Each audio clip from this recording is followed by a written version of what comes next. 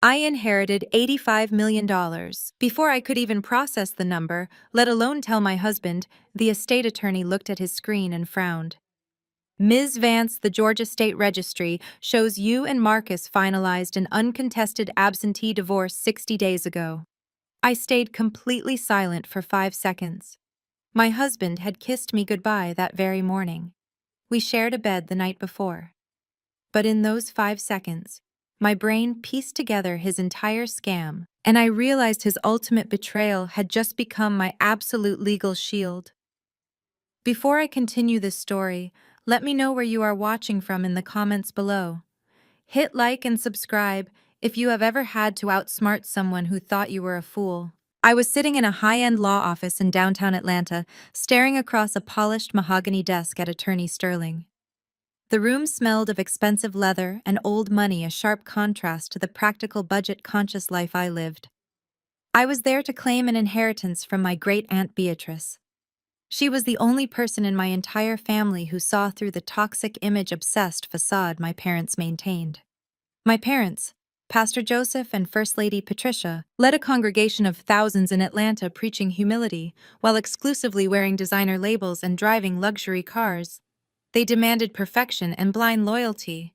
Aunt Beatrice hated it, and she loved me because I refused to play their game. I am 34 years old, working as a forensic accountant for the state government. It is a job my husband Marcus always belittled.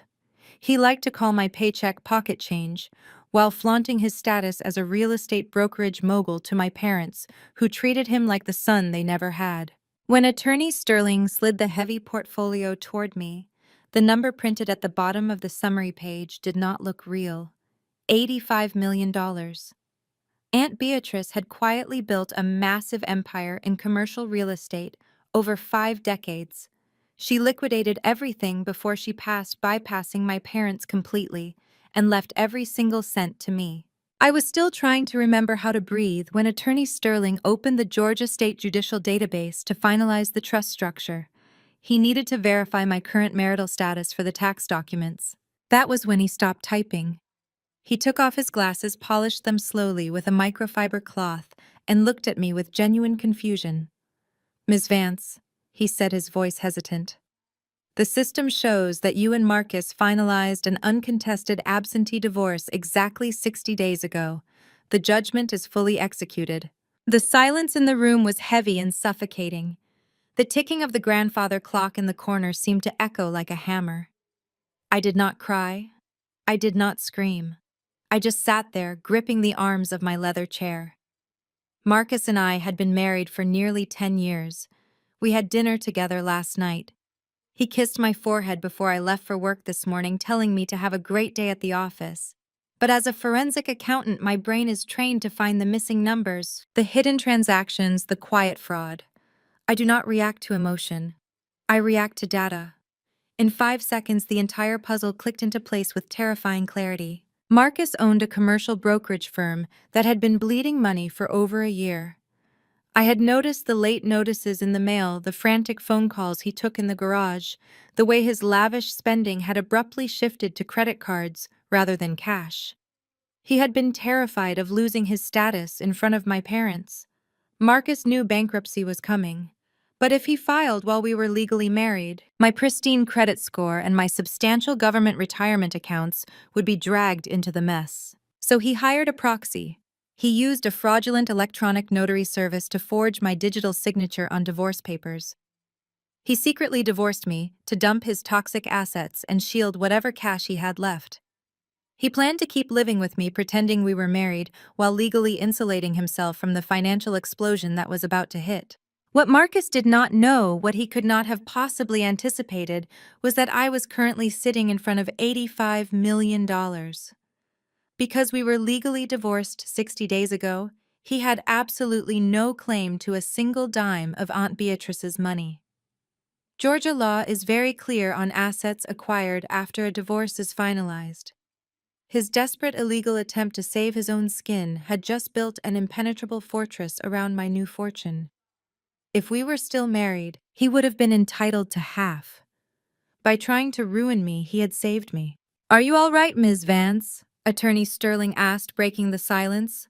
He looked genuinely concerned, perhaps expecting a hysterical breakdown. "I am perfectly fine," I replied, my voice steady and cold. "Please prepare the trust documents. I will be signing as a single woman. And Attorney Sterling, I need to retain your firm for some additional services. I need to set up a blind trust and an anonymous holding company immediately." I signed the papers with a steady hand. When I walked out of that office, I was one of the wealthiest women in Atlanta. But I got into my reliable 6-year-old sedan and drove back to the house I shared with the man who was no longer my husband. I needed to see his face. I needed to understand exactly how far he was willing to go. When I unlocked the front door, the lights were dimmed. Candles flickered along the hallway leading to the living room, casting dancing shadows on the walls. Marcus was standing there in a perfectly tailored suit, surrounded by dozens of red roses. As I stepped into the room, he dropped to one knee and pulled out a velvet box containing a massive diamond ring. "Naomi," he said, his voice dripping with practiced velvety emotion. "These past 10 years have been the best of my life. I know I have been stressed with the business lately, but you are my rock. I want to renew our vows. Let us throw a huge party for our anniversary and show the world how strong we are. Will you marry me all over again?" I looked down at the man kneeling before me on our hardwood floor. He was handsome, charismatic, and completely full of lies. He was asking me to renew vows for a marriage he had already legally terminated behind my back. The sheer audacity of his performance was almost impressive. I forced tears into my eyes, covering my mouth with both hands in feigned shock. "Oh, Marcus!" I gasped, letting my voice tremble just enough.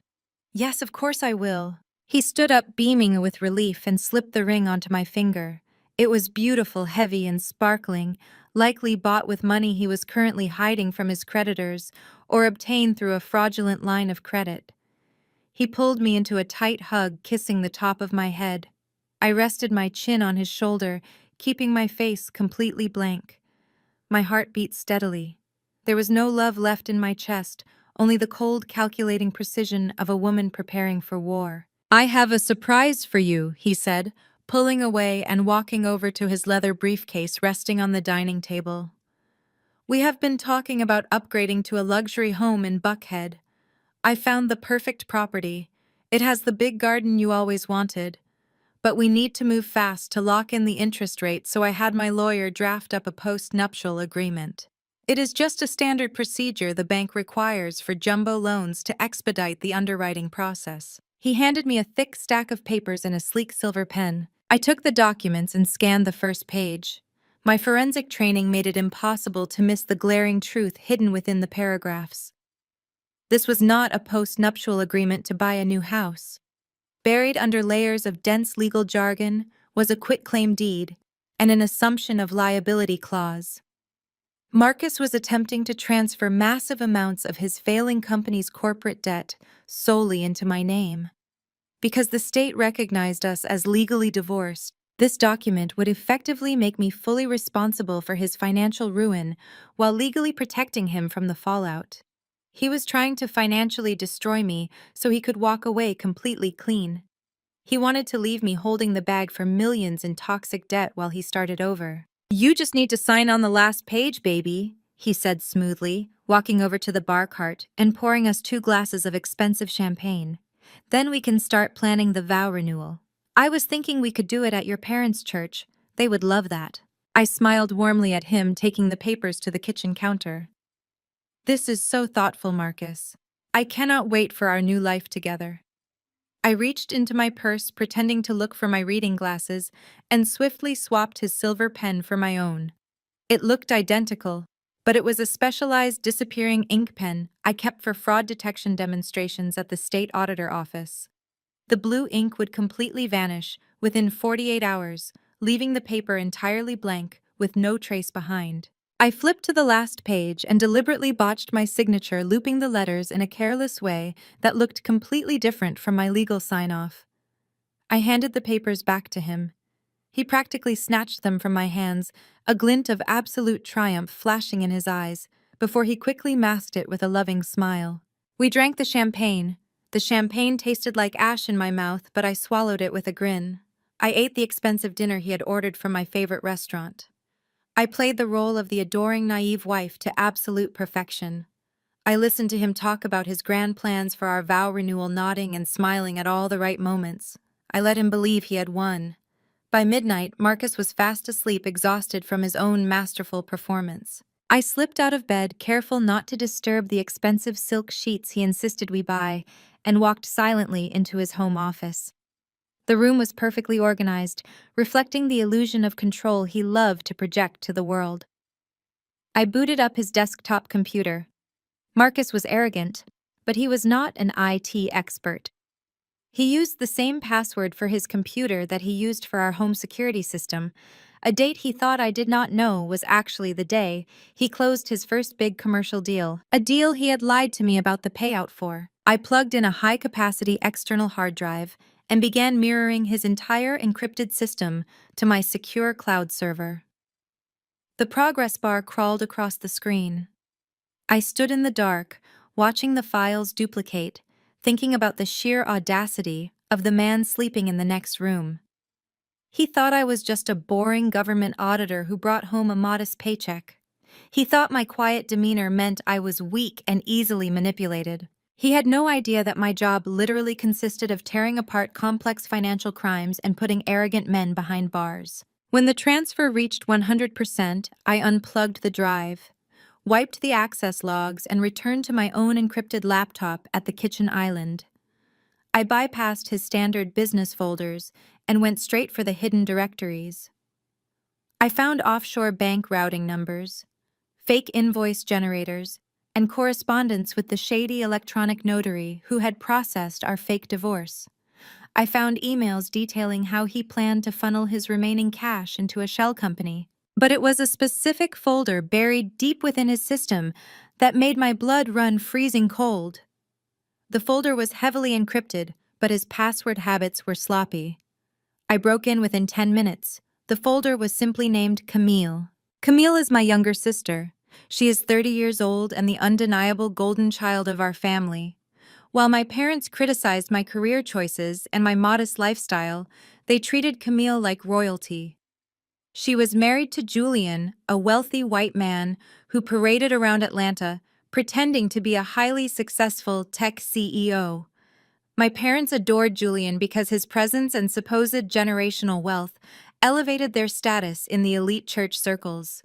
Camille got whatever she wanted, whenever she wanted it, and she had spent her entire life stepping on me to get it. I opened the folder. My eyes scanned the contents and the air left my lungs. There were hundreds of text messages detailing their sordid meetings, hotel booking confirmations under fake names, and intimate photographs that made my stomach churn. The betrayal I had felt at the lawyer's office paled in comparison to the dark, twisted reality unfolding on my screen. Marcus was not just divorcing me to dump his debt, he was clearing the path for something much more sinister. The depth of their deception was staggering, and I realized this was no longer just about protecting my inheritance. This was about destroying the people who thought they could destroy me. I pulled my 5-year-old sedan into the circular driveway of my parents' sprawling Buckhead estate. The massive brick mansion was funded by the tithes of their 10,000-member congregation. Before I even cut the engine, a gleaming silver Porsche roared up behind me, laying on the horn. I stepped out and watched my younger sister, Camille, emerge from the passenger seat. She was draped in a fresh-off-the-runway designer dress, clinging to the arm of her husband, Julian. Julian was a 35-year-old trust fund kid who paraded around Atlanta as a tech startup CEO. Because he was white and came from supposed generational wealth, my parents treated him like royalty. They believed his mere presence elevated their status in the elite mega-church circles. "Nice ride, Naomi," Julian sneered, tossing his Porsche keys to my father's hired valet. "You know, if you ever want to upgrade from that government worker lifestyle, my company is hiring entry-level data entry clerks." I smiled sharply. "I will keep that in mind, Julian.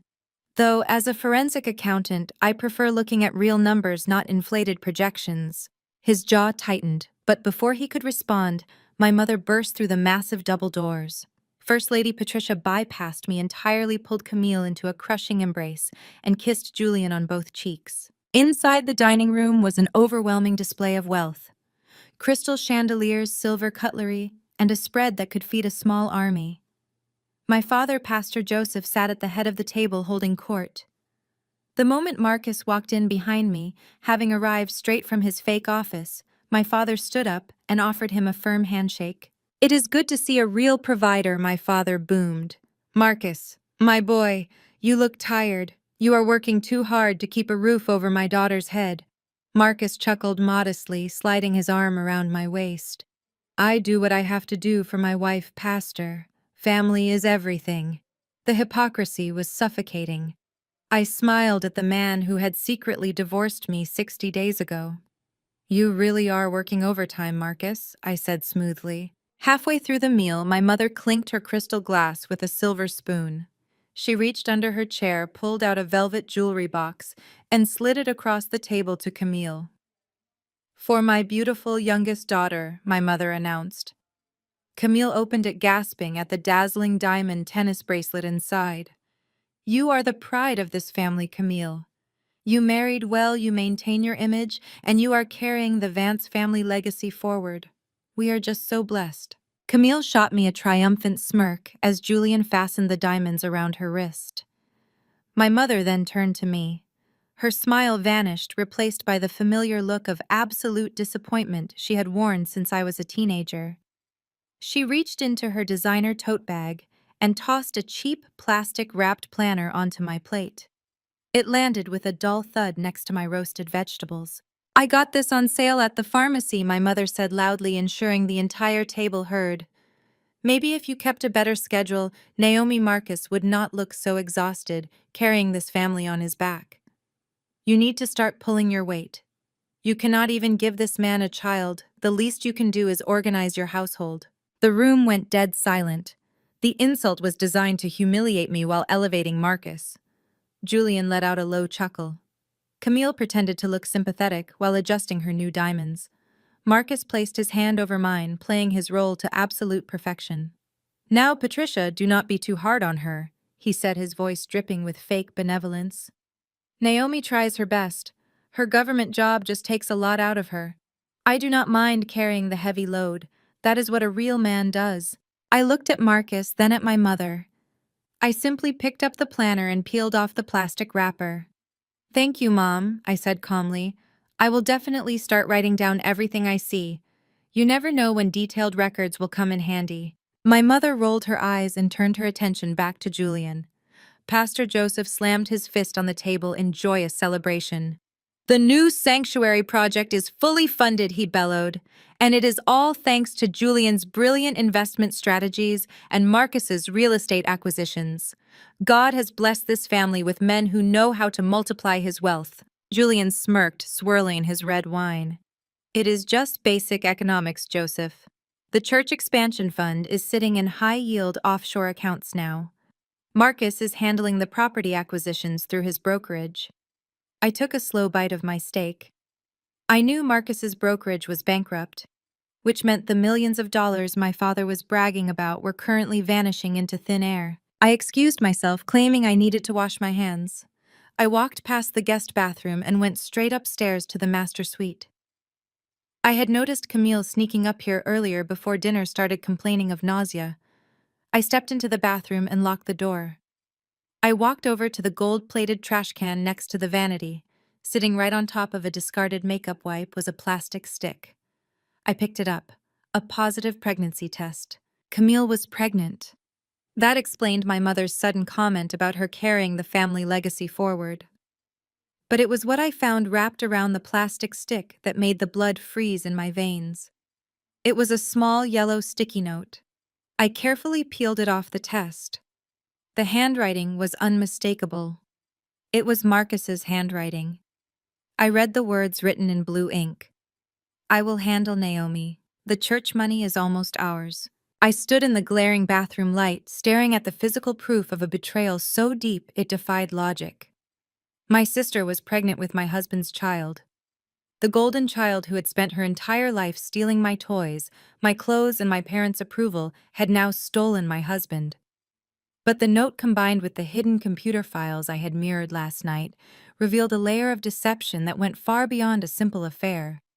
Marcus and Camille were not just sleeping together. They were conspiring to steal from the mega church's expansion fund. 5 years ago, I would have burst into tears. I would have run downstairs and begged my parents to see the truth. But my parents would have sided with Camille. They always did. They would have called me crazy and delusional. But I was not that girl anymore. I was a forensic accountant with an $85 million war chest. I folded the sticky note and slid it into my pocket. I wrapped the pregnancy test in tissue paper and put it in my purse. I washed my hands, adjusted my lipstick, and walked back downstairs to join the family. I had a lot of work to do, and I was going to enjoy every single second of dismantling their lives. The very next morning, I watched from the kitchen window as Marcus backed his leased Mercedes out of our driveway. He blew me a kiss through the glass. I waved back, holding my coffee mug, waiting until his car disappeared down the street. The moment he was gone, I picked up my phone and called Attorney Sterling. I did not need a marriage counselor, I needed a private intelligence firm. With $85 million securing my future, I did not have to worry about hourly rates or limited resources. By noon, a team of elite corporate investigators was feeding me raw financial data, which I cross-referenced against the encrypted hard drive I had cloned from Marcus. I sat in my home office, my multiple monitors glowing with spreadsheets, bank statements, and offshore wire transfers. Forensic accounting is like untangling a massive knot. You just have to find the right thread to pull and you can unravel an entire empire. I pulled Julian's thread first. My parents worshipped the ground my white brother-in-law walked on. They paraded Julian around our predominantly black megachurch as their golden ticket to Atlanta's elite high society. He claimed to be the CEO of a revolutionary tech startup, but when I tracked his employer identification number and corporate filings, the truth was pathetic. Julian's tech empire was nothing but a registered post office box in Delaware. He had 0 employees, 0 active patents, and 0 revenue. The generational wealth he constantly bragged about was a complete myth. His wealthy father had actually cut him off financially 2 years ago due to his reckless gambling. Julian was dead broke. So how was Julian driving a brand new Porsche and buying Camille diamond tennis bracelets? I followed the routing numbers from his shell company directly back to my father's church. Pastor Joseph and First Lady Patricia had spent the last 3 years soliciting donations from our working-class congregation to build a massive new sanctuary and a youth outreach center. They had raised over $5 million. Because they were so blinded by Julian's arrogant confidence and country club aesthetic, my father had quietly granted him unfettered power of attorney over the church expansion accounts. It was a classic textbook embezzlement scheme. Julian was submitting fake invoices from dummy construction companies for materials that never existed. Marcus, acting as the commercial real estate broker, was signing off on bogus land acquisition fees and environmental surveys. Together, they were siphoning hundreds of thousands of dollars out of the church fund every single month. They were bleeding my parents dry, and my parents were too busy bragging about their successful sons-in-law to notice the money was vanishing right under their noses. My phone rang right in the middle of my audit. It was my mother. I answered on the second ring, keeping my voice perfectly neutral. Naomi, my mother snapped, skipping a greeting entirely. I hope you apologize to Marcus for your sour attitude at dinner last night. Julian is taking your father to play golf at the country club today, and Marcus had to go into the office early to clean up your mess. You really need to learn how to nurture your husband. I stared at the wire transfer on my screen showing Marcus moving $50,000 of church money into a Cayman Islands account registered to Camille. I am nurturing him exactly the way he deserves, Mom, I replied smoothly. I am making sure everything he has built is completely accounted for. My mother huffed her disapproval and hung up the phone. 3 days passed. I continued gathering my airtight evidence, building a digital fortress of criminal activity that neither Marcus nor Julian could ever escape. On Thursday evening, Marcus came bursting through the front door. He looked frantic, pulling his expensive leather duffel bag out of the hall closet with exaggerated urgency. "Baby, we have a massive crisis," Marcus said, throwing crisp dress shirts into his bag. "A commercial zoning deal in Chicago is falling apart. I need to catch the last flight out tonight. I might be gone for 3 days. I have to fix this or the brokerage is going to take a huge hit." He looked so stressed, so perfectly panicked. It was an Oscar-worthy performance. If I had not spent the last 72 hours mapping his financial felonies, I would have believed him. I played the role of the devoted, naive wife. "Oh no, Marcus, that is terrible," I said, rushing over to help him pack. "Let me get your toiletry bag from the bathroom. Go grab your chargers from the study." As soon as he turned his back and jogged upstairs, I slipped my hand into my pocket. I took out a micro GPS tracking device I had purchased earlier that week from the security firm. I slid it deep into a hidden zippered pocket in the dark lining of his duffel bag, pushing it down where he would never feel it. When Marcus came back downstairs, I zipped the bag for him and handed it over. "Call me when you land in Chicago," I said, kissing his cheek. "I will be praying for your safe travels." He pulled me close, sighing heavily. "You are the best thing that ever happened to me, Naomi. I do not know what I would do without you. I will make this up to you, I promise." He hurried out the door. I locked the deadbolt and immediately walked back to my computer. I opened the tracking application on my encrypted laptop. A glowing red dot appeared on the digital map of Atlanta, representing Marcus's duffel bag. I watched the dot move down our suburban street and turn onto the highway. But he did not take the exit for Hartsfield-Jackson International Airport. Instead, the red dot kept moving straight into the heart of downtown Atlanta. I sat back in my chair, sipping a glass of water as I watched my husband drive his leased Mercedes into the Midtown district. The tracking dot finally stopped at a prestigious address on Peachtree Street. It was an ultra-luxury high-rise building known for its exclusivity and exorbitant rent prices. I opened a new tab on my browser and logged into a specialized public records database I used for state audits. I ran a search on this building's tenant registry for the exact unit number where the GPS signal was pinging. The search results loaded instantly, and a cold smile spread across my face. Marcus had not just rented a secret multi-million-dollar love nest to carry on his affair with my sister Camille. He had leased the luxury penthouse using stolen identity documents. The high-rise apartment was registered entirely under the name Naomi Vance. If the lease was in my name, I did not need to break in. I had full legal authorization to walk right through the front door. I grabbed my purse, locked my house, and drove straight to Midtown.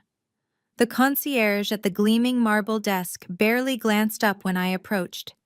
I handed him my driver license and explained I had lost my key fob. Within 3 minutes, he handed me a master key card with a polite smile, welcoming me to my own apartment. Marcus had used my pristine credit score and stolen my identity to secure a playground for his infidelity, but his arrogance had just given me a front-row seat to his destruction. The elevator shot up to the 42nd floor. My heart hammered against my ribs, but my hands remained completely steady. I swiped the keycard. The heavy mahogany door clicked open. I stepped into a sprawling 2-story penthouse with floor-to-ceiling windows offering panoramic views of the Atlanta skyline. It was decorated in aggressive tacky luxury. White leather sofas, mirrored tables, and empty champagne bottles cluttered the massive marble kitchen island. But it was the overwhelming scent of expensive jasmine perfume that hit me first. It was Camille's signature scent. I walked slowly through the living room, letting the cold reality of their betrayal wash over me. A designer handbag sat carelessly tossed on an accent chair. I recognized it immediately. It was a limited edition Birkin bag that cost more than my annual government salary. Next to it lay a stack of glossy brochures for elite private preschools located in the Cayman Islands. I pushed open the double doors to the master suite. The king-sized bed was unmade. Spread across the velvet bench at the foot of the bed was a collection of maternity clothes tags still attached, all purchased from high-end luxury boutiques. On the nightstand, placed in a custom silver frame, were 3 high-definition sonogram photos.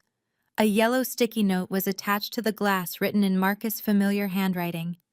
"Our perfect little prince, counting down the days until we are free." I turned away from the bed and walked into what should have been a home office. Instead, it was a criminal war room. A massive dry erase board took up an entire wall. I stared at the sprawling web of arrows, dates, and offshore routing numbers. Marcus and Camille were not just planning to run away. They had mapped out a meticulously timed exit strategy. The board detailed the final transfer of the church expansion funds. $5 million was scheduled to be funneled through Julian Shell Company, wash through a fake commercial real estate transaction, and deposit it into a Cayman trust by the end of the month. The bottom corner of the board featured a checklist written in red marker: transfer funds, finalize divorce, liquidate brokerage, book private charter flight. Resting on the desk directly below the whiteboard was a framed photograph. I picked it up. It was a candid shot of Marcus and Camille laughing at a beach resort holding tropical drinks, looking like the perfect wealthy couple. I traced the edge of the frame, a bitter memory rising to the surface. This was not the first time Camille had used me to shield her own crimes. When I was 18 years old, $10,000 went missing from the church youth ministry fund. I was the treasurer. I had the ledger. But Camille had the sticky fingers. She had stolen the cash to fund a lavish spring break trip with her sorority sisters. Then she planted the empty bank deposit bags under my mattress. When my parents found them, they did not ask for my side of the story. They did not care about evidence. My father called me a thief and a disgrace to his ministry. My mother packed my bags and kicked me out into the street for an entire year. I lived in a cramped, freezing dorm room, eating instant noodles and working 2 minimum wage jobs to survive while Camille drove a brand new luxury sedan my parents bought her as a reward for her unwavering faith. Camille had always taken what was mine, and my parents had always handed it to her on a silver platter. Now she was trying to take my husband and my financial stability. My phone vibrated in my pocket, shattering the silence of the penthouse. I pulled it out. The caller ID flashed with my father name, Pastor Joseph. I took a deep breath, smoothing my expression even though he could not see me, and answered the call. Naomi! My father barked, his voice echoing with the booming authority he usually reserved for his Sunday sermons. Listen to me carefully. Julian is facing a minor liquidity issue with his tech company. The market is fluctuating, and he needs a bridge loan to cover his payroll this week.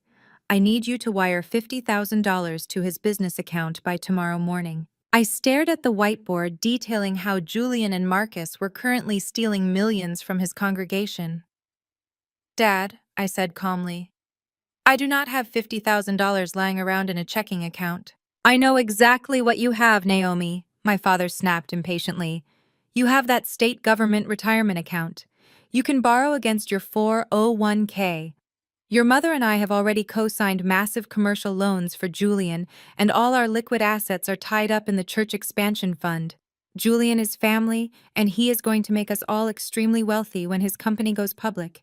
You need to do this immediately. I am not draining my retirement savings for Julian, I replied, my voice turning to ice. If his company is so successful, he can go to a commercial bank. There was a heavy, furious pause on the line. You listen to me, you ungrateful girl, my father hissed, his righteous facade dropping completely. Julian is a visionary. He is carrying this family legacy forward with Camille. If you refuse to help your brother-in-law, if you let his company fail because of your selfish greed, do not bother coming to Sunday service.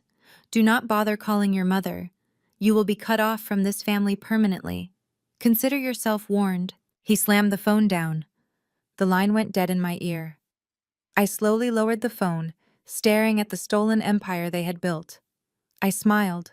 I slipped my phone back into my pocket and took one last look around the penthouse.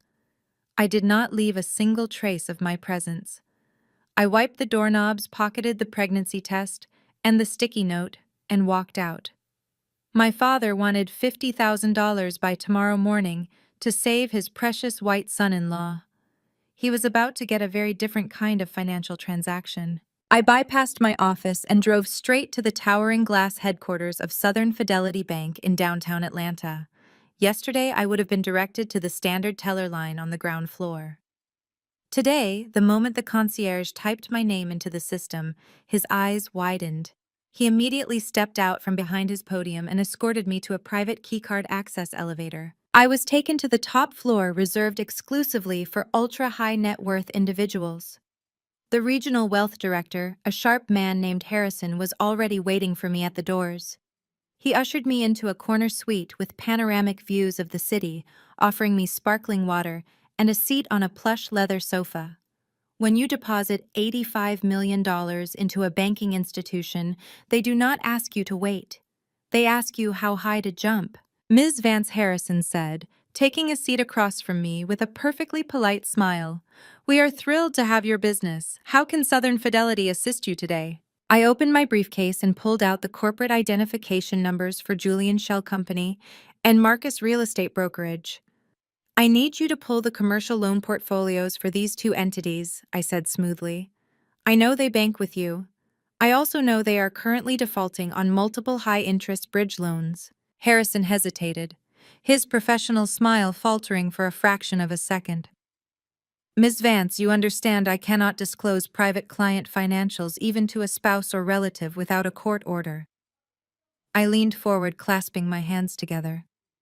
"I am not asking as a relative, Harrison. I am asking as the sole proprietor of EV Holdings. I am looking to acquire distressed commercial debt. I want to buy their loans off your books, today." Money talks, but $85 million sings a very persuasive song. Harrison nodded slowly, excusing himself from the room. 10 minutes later, he returned with a thick stack of manila folders. As a forensic accountant, I did not need a law degree to read the disaster printed on those pages. Julian and Marcus were drowning. They had taken out over $4 million in commercial loans to cover their extravagant lifestyles and to fund the initial deposits for their offshore accounts. But it was the collateral section of the loan agreement that made my breath catch in my throat. I traced my finger over the authorized signatures. My parents. Pastor Joseph and First Lady Patricia had actually done it. Blinded by Julian's arrogant charm and desperate to secure their proximity to his fake generational wealth, my parents had signed away the ultimate collateral. They had put up the deed to their 10,000-member megachurch to guarantee Julian and Marcus business loans. If those loans defaulted, the bank had the legal right to foreclose on the collateral properties. My parents had literally gambled the house of God on a white con artist and a cheating husband. Harrison cleared his throat nervously. "As you can see, Ms. Vance, these accounts are severely delinquent. We were preparing to initiate foreclosure proceedings on the collateral properties by the end of the month. The bank considers these toxic assets at this point." I smiled, feeling a rush of absolute power course through my veins. "Do not initiate foreclosure, Harrison. EV Holdings will purchase the entirety of this debt portfolio at face value. Draft the assignment of debt contracts immediately. I want the transfer completed before the close of business today." Harrison could not hide his relief. Offloading toxic debt without a lengthy legal battle was a banker dream. He immediately called in his legal team. Within 2 hours, I signed the final transfer agreements. I walked out of Southern Fidelity Bank holding the financial leashes to every single person who had ever wronged me. I was no longer just the scapegoated middle child. I was their sole absolute creditor. I owned the mortgage on my husband's business. I owned the debt on Julian Shell Company. And most importantly, I held the deed to my father megachurch. I drove home and changed into a pair of comfortable leggings and a faded college t-shirt, playing the role of the exhausted, unremarkable wife. I was sitting on the couch watching a cooking show when the front door unlocked. Marcus walked in, dropping his heavy leather duffel bag in the entryway. He looked perfectly disheveled, playing the part of the weary businessman returning from a grueling trip. He walked over to the couch, leaned down, and kissed me deeply on the lips.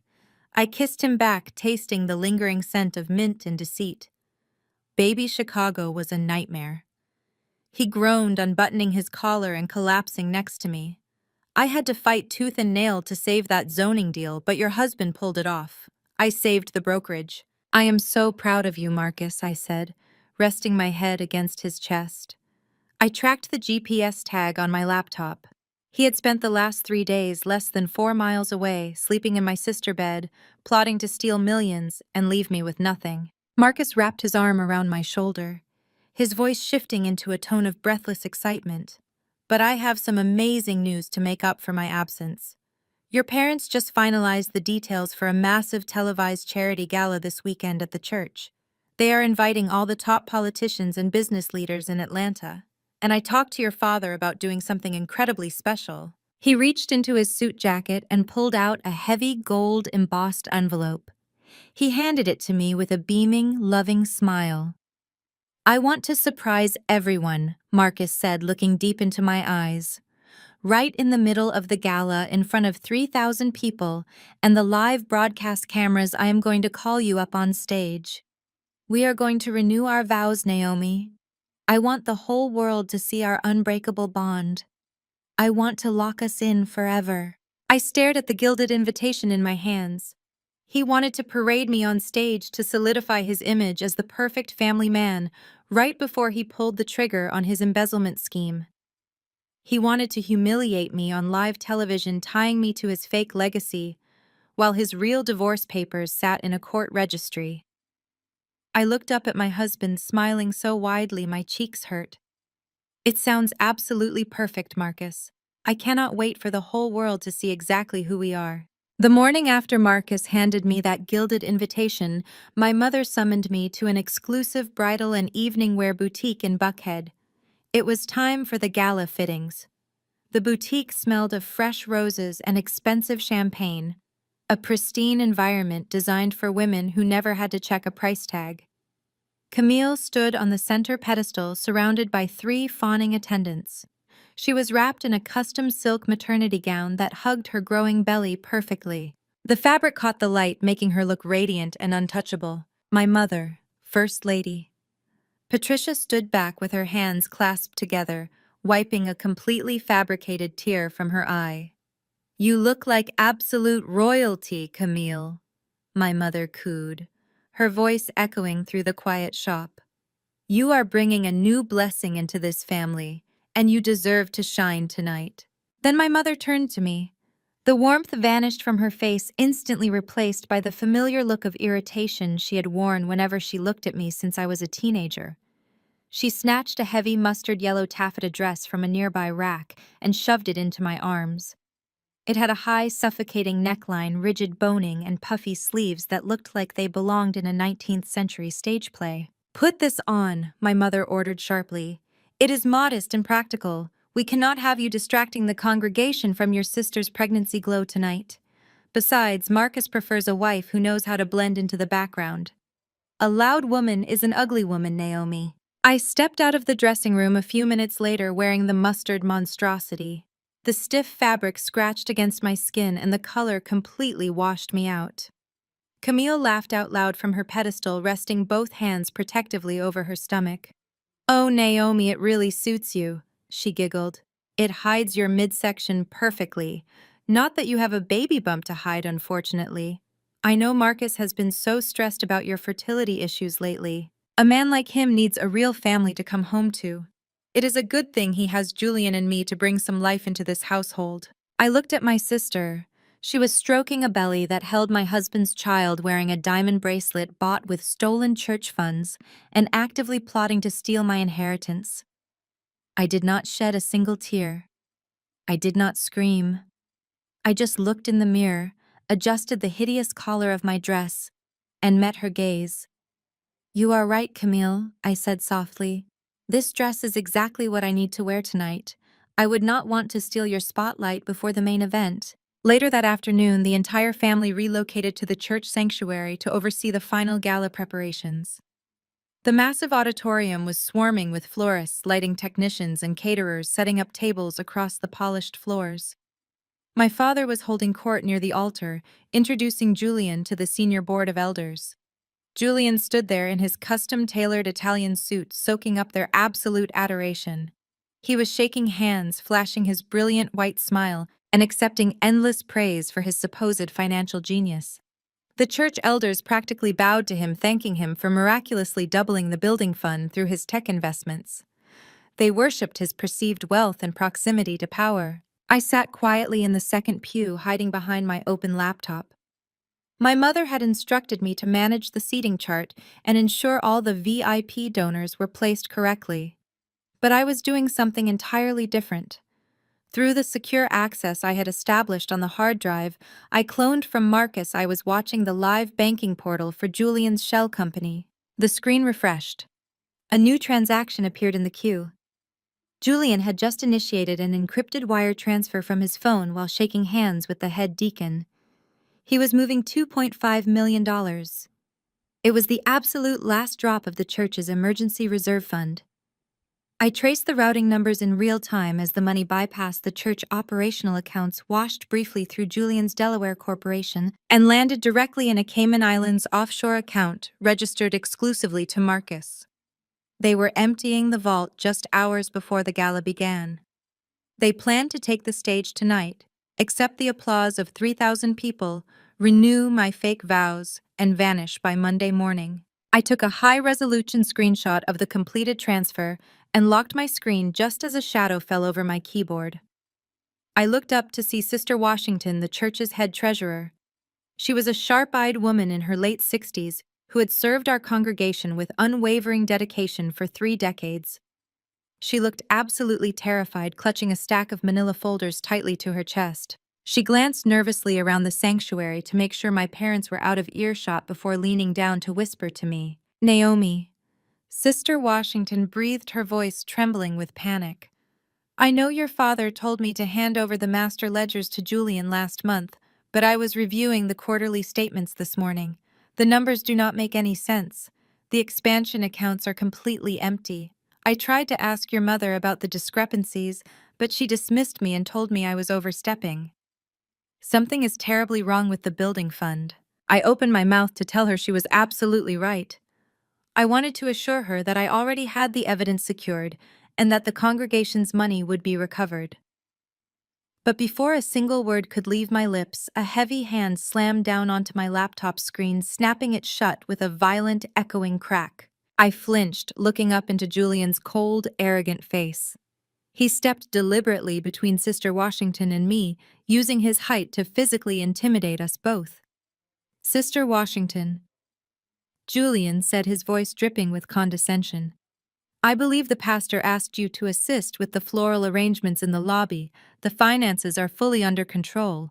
I do not need you confusing yourself with complex investment strategies." He waited until the older woman hurried away, visibly shaken and clutching her folders. Then Julian leaned down, placing both hands on the pew, trapping me in my seat. He lowered his face until he was inches from mine, his eyes narrowing into a menacing glare. "Listen to me very carefully, Naomi," he whispered harshly. "You are just a mediocre government bean counter. Do not try to look at things you cannot comprehend. You stick to the seating charts, you wear your ugly little dress, and you stay out of big boy business. Do you understand me?" I looked up at the man who was currently bankrupt, utterly dependent on my stolen money, and completely unaware that I now owned every single commercial debt his name was attached to. I smiled sweetly, folding my hands neatly in my lap. "Loud and clear, Julian," I replied. "I will leave the big boy business exactly where it belongs." I watched Julian stride back toward the altar, his chest puffed out like a peacock. He thought he had successfully intimidated me. He had no idea he was walking straight into an absolute financial slaughterhouse. Before I could even pack my laptop into my bag, a heavy hand clamped down on my shoulder. It was Deacon Hayes, my father's right-hand man. He told me the pastor needed to see me in his private suite immediately. I followed him down the carpeted hallway behind the main sanctuary. The air grew colder the further we walked away from the gala preparations. When I stepped into my father's lavish pastoral office, the heavy oak doors clicked shut behind me. I was not alone. My father stood behind his massive desk, his face contorted with rage. Julian was leaning against the mahogany bookshelf, arms crossed, looking incredibly smug. Marcus stood near the window, pacing with a perfectly manufactured look of deep concern. My father did not offer a greeting. He slammed a thick legal document onto his desk. The sound echoed in the quiet room. "Read it," he barked. I stepped forward and glanced at the paper. It was a sworn affidavit. According to the document, I was taking full legal and financial responsibility for a massive clerical error that had supposedly misplaced $5 million of the church expansion fund. The affidavit explicitly stated that Julian's tech company was completely blameless, and that my gross incompetence as a government accountant had caused the funds to be frozen in a digital void. I looked up at the 3 men. Julian let out a loud, exaggerated sigh. "You really messed up this time, Naomi," Julian said, shaking his head. I trusted you to help audit the transfer protocols, but you clearly do not understand how high-level corporate acquisitions work. Now my Silicon Valley investors are breathing down my neck and the church accounts are locked. You put my entire reputation on the line because you were too proud to ask for help. The absolute audacity of the lie was breathtaking. Julian had just wired that exact money into Marcus's offshore account 20 minutes ago. But instead of running, they needed a fall guy to delay the federal authorities when the money officially vanished on Monday morning. They needed a scapegoat. They needed me. Dad, I said, keeping my voice remarkably calm. You cannot possibly believe this. I never touched those transfer protocols. You gave Julian the power of attorney, not me. My father's face turned a dangerous shade of red. Do not you dare lie to me in the house of the Lord, he shouted, pointing a shaking finger at my face. Julian showed me the digital access logs. Your signature credentials were used. You have always been jealous of your sister's success. You have always resented Julian for providing the generational wealth you could never achieve. And now your petty jealousy has jeopardized my entire ministry. You will sign this document right now. You will take the blame for this clerical error, so Julian can legally clear his company name and recover the funds. If you refuse, I will personally call the police and have you arrested for embezzlement. I turned to look at my husband, the man I had shared a bed with for a decade, the man who had secretly divorced me to protect his own skin. Marcus walked over and wrapped his arms around my shoulders, playing the role of the devoted, heartbroken husband. Baby, just sign it, Marcus whispered, pressing a kiss to my temple. It is just a formality to keep the board of elders off Julian's back. I know you made a mistake, but I am not going to let you go to prison. I will hire you the best defense lawyers in Atlanta. We will fight the negligence charges together. Just do it for the family. We have to protect the family name. I stared at the affidavit. They really thought I was stupid. They thought they could drain the church dry pin the federal crime on me and fly off to the Cayman Islands, while I rotted in a federal penitentiary facing decades behind bars. My entire life I had been the designated punching bag for this family. When Camille stole, I took the blame. When my parents needed a villain to make their golden child look better, I played the part. Now, they were asking me to sacrifice my freedom to finance their criminal escape. I reached into my purse. I did not pull out a tissue to cry. I pulled out my sleek silver disappearing ink pen. You are right, Marcus, I said softly, looking deep into his lying eyes. We have to protect the family. I leaned over my father's desk and pressed the pen firmly against the paper. I signed my name in bold, sweeping letters on the signature line. The bright blue ink looked incredibly official. It would completely vanish into thin air in exactly 48 hours, leaving them with a blank, useless piece of paper right when the FBI came knocking. I handed the document to my father. He snatched it away without a word of thanks, sliding it into a secure folder. Julian smirked, clearly thrilled that his trap had worked so flawlessly. Now wipe that sour look off your face, my father commanded, straightening his tailored suit jacket. The gala is starting. Go out there and stand quietly. Do not embarrass us tonight. I walked out of the pastoral suite, my heart beating in a steady, victorious rhythm. The lobby was already buzzing with Atlanta elite. Photographers flashed their cameras as politicians and wealthy donors mingled under the vaulted ceilings. I took my place near the entrance, blending into the background in my hideous mustard yellow dress. Marcus jogged up to me a few minutes later, his face flushed with excitement. The orchestra was beginning to play the opening chords for the evening program. It is almost time, baby, Marcus said, slipping his hand into his tailored jacket. He pulled out a beautifully crafted gold-embossed certificate featuring elegant calligraphy. We are going up on stage right after the opening prayer. The pastor is going to hand us this certificate of renewed vows for the cameras. I want you to hold it up high so everyone can see our commitment. He handed the heavy parchment to me. I looked down at the beautiful sweeping letters, but my forensic training kicked in instantly. The calligraphy was just a distraction, hidden perfectly within the decorative borders, and the flowing script was dense, microscopic legal jargon. I ran my thumb over the text. This was not a romantic certificate of renewed vows. It was a binding arbitration agreement. By holding this up and publicly accepting it on camera, Marcus was trying to trick me into legally waiving my rights to ever sue him for financial fraud, hidden assets, or emotional distress. He was locking all the doors before he set the house on fire. The heavy wooden doors to the main sanctuary swung open. The grand organ music swelled, shaking the floorboards beneath my feet. Marcus smiled at me, completely unaware that he had just handed a loaded gun to the woman who was about to execute him in front of 3,000 people. The flash of a dozen professional camera lenses blinded me the second we crossed the threshold. The church atrium had been transformed into an obscenely lavish red carpet event. This was not a space for spiritual reflection. This was a runway for Atlanta's elite. Crystal champagne flutes, clinked silk gowns brushed against imported marble floors, and local news anchors stood ready with their microphones. My parents were in their element, soaking up the flashing lights like plants absorbing the sun. My mother, First Lady. Patricia immediately shoved her way to the center of the step and repeat banner. The massive church logo loomed behind her. She grabbed Camille by the arm, pulling her younger daughter into the direct line of the cameras. Camille practically glowed in her custom maternity gown, posing perfectly as Julian wrapped a proprietary arm around her waist. I stood a few feet away, clutching the gilded arbitration agreement Marcus had just handed me. In my mustard yellow taffeta dress, I looked exactly how my mother wanted me to look, like the unfortunate frumpy backdrop to her beautiful, successful family. "Get in the picture, Marcus," my mother ordered, waving him over with a manicured hand covered in diamonds. "We need the men of the family flanking the women. It projects strength." Marcus eagerly jogged over, slipping into the frame right next to my father. I took a step forward to join my own family portrait.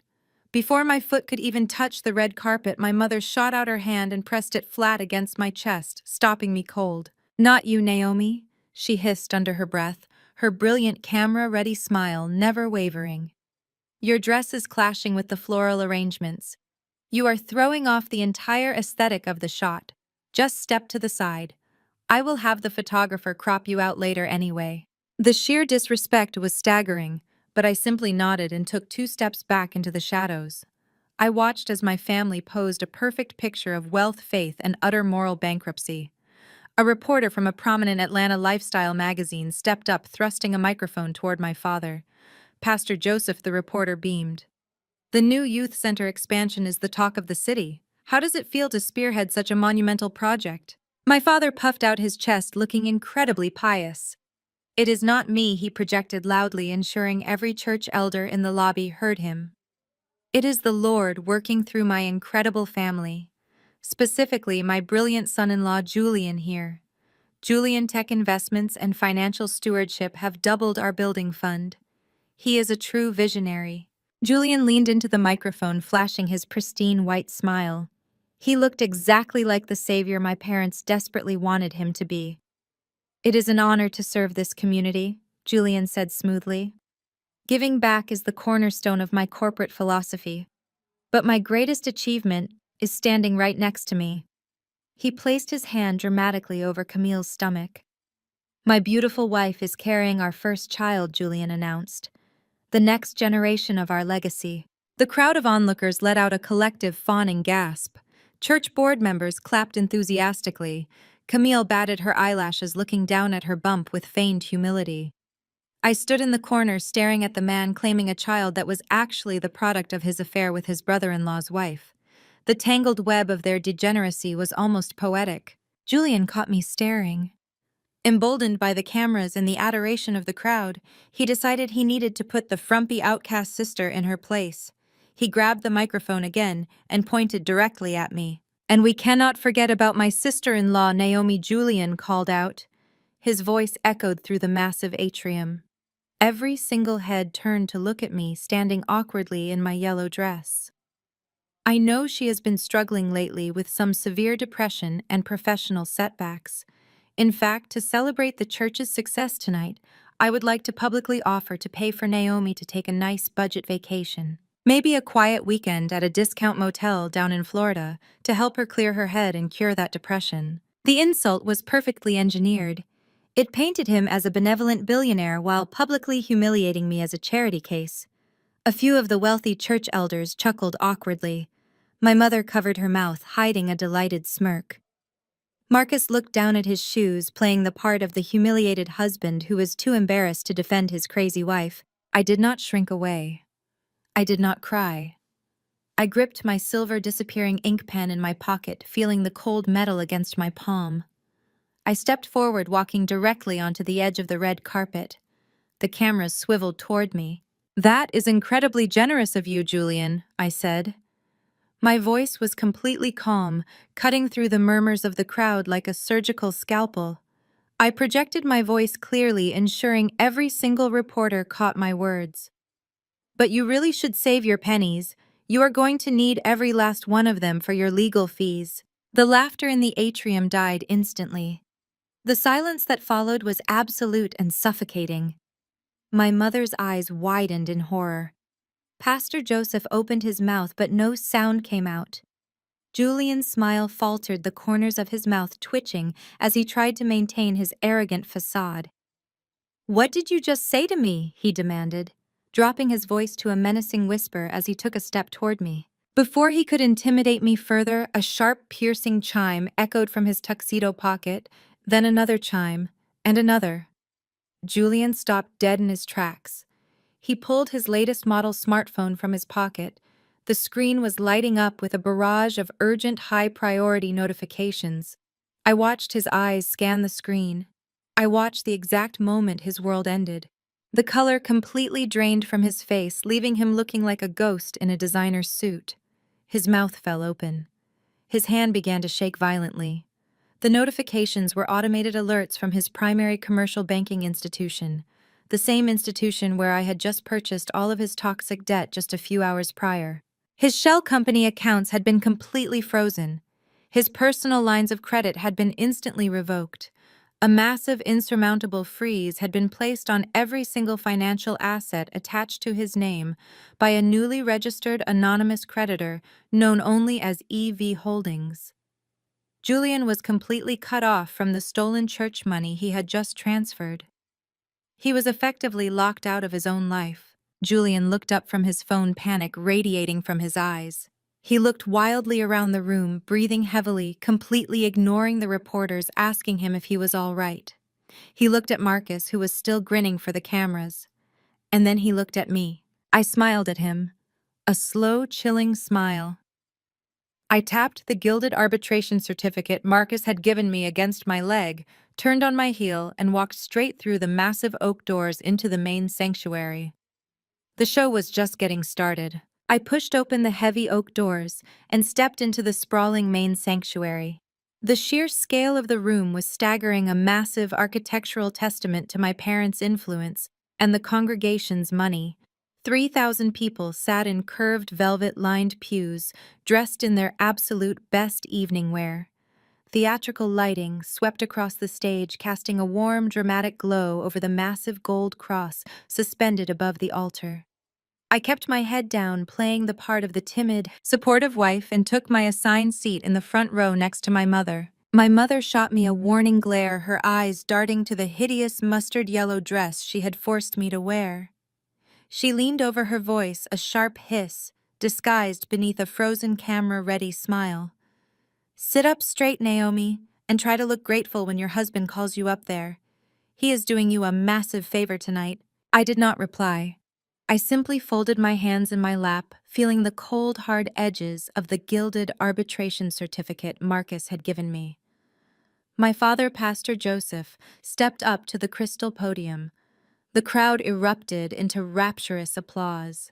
He raised his hands, basking in their adoration, before signaling for silence.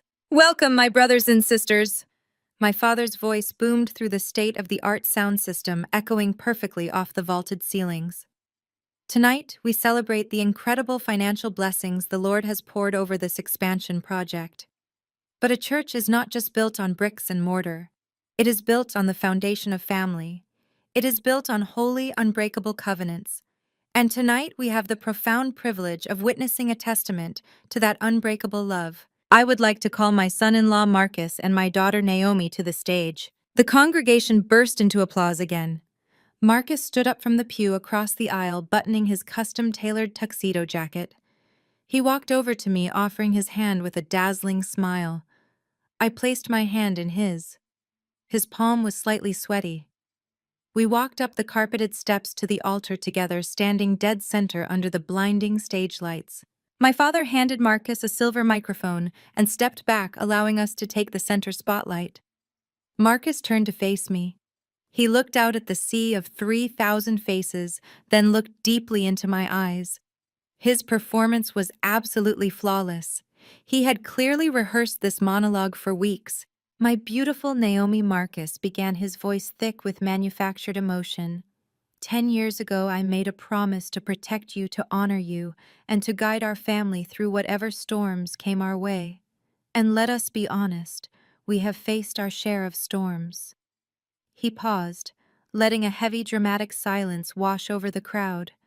I noticed several women in the front rows wiping tears from their eyes. Marcus continued, his voice dropping an octave to sound even more vulnerable. Everyone knows that the past few years have been incredibly difficult for you.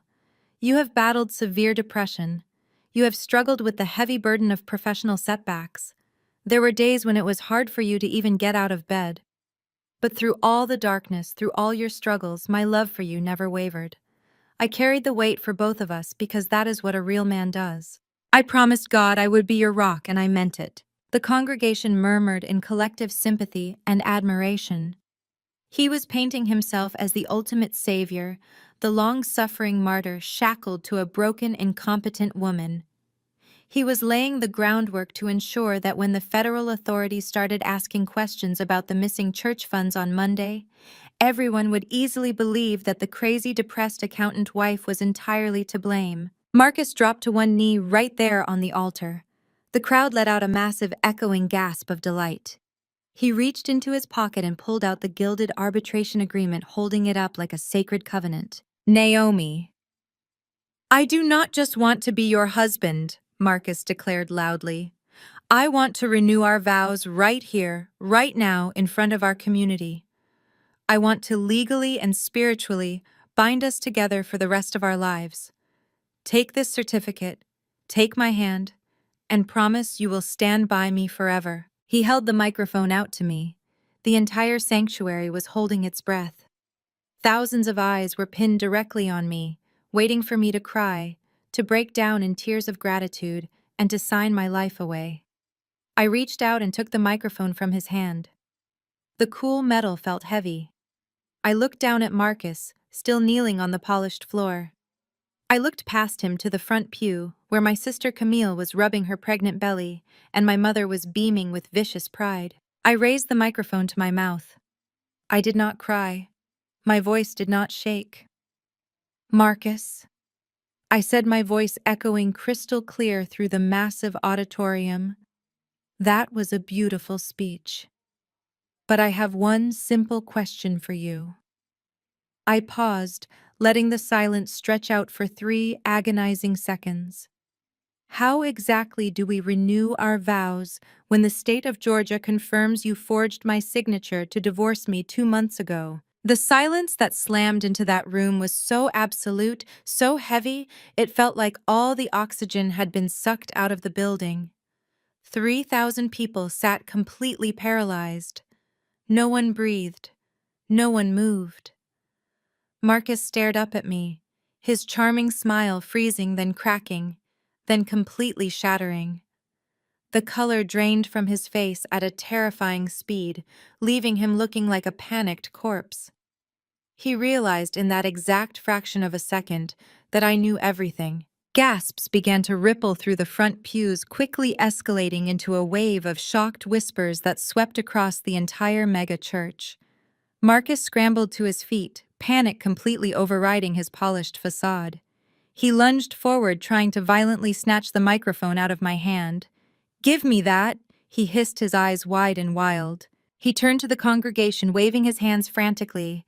"Do not listen to her," Marcus yelled over the rising murmur of the crowd. "She is having an episode. Her depression is making her hallucinate. She is having a complete psychotic break. Someone call a doctor." Before I could take a step back, the sound of high heels clicking rapidly up the wooden stage stairs caught my attention. My mother, First Lady. Patricia had bolted from the front pew. Her face was contorted with absolute unhinged fury. She stormed across the altar, entirely abandoning her poised, graceful persona. "You ungrateful, hysterical child!" my mother screamed, her voice carrying without a microphone. She drew her arm back and delivered a vicious, stinging slap across my cheek. The sharp crack echoed through the sanctuary, silencing the whispers instantly. My head snapped to the side from the force of the blow. The entire congregation gasped in horror as their beloved First Lady physically assaulted her own daughter on the holy altar. I slowly turned my face back to look at my mother. My cheek was burning, but I did not raise a hand to touch it. I just smiled. The trap had perfectly clamped shut. None of them realized that the real destruction had not even started yet.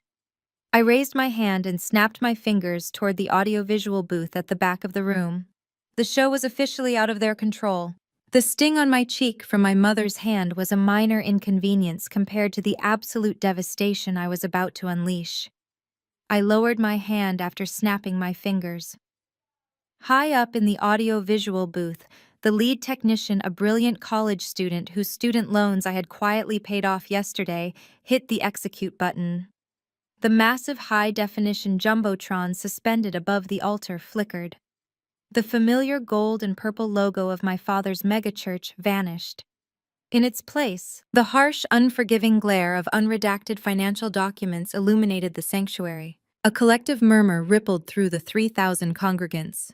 They squinted at the giant screens, trying to understand why bank statements were being projected during a vow renewal.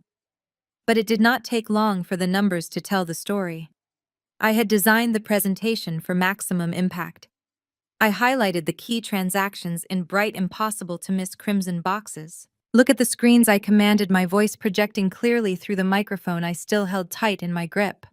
"Look at where your hard-earned tithes have been going. Look at the youth center expansion fund you all sacrificed to build." The first document expanded on the jumbotrons.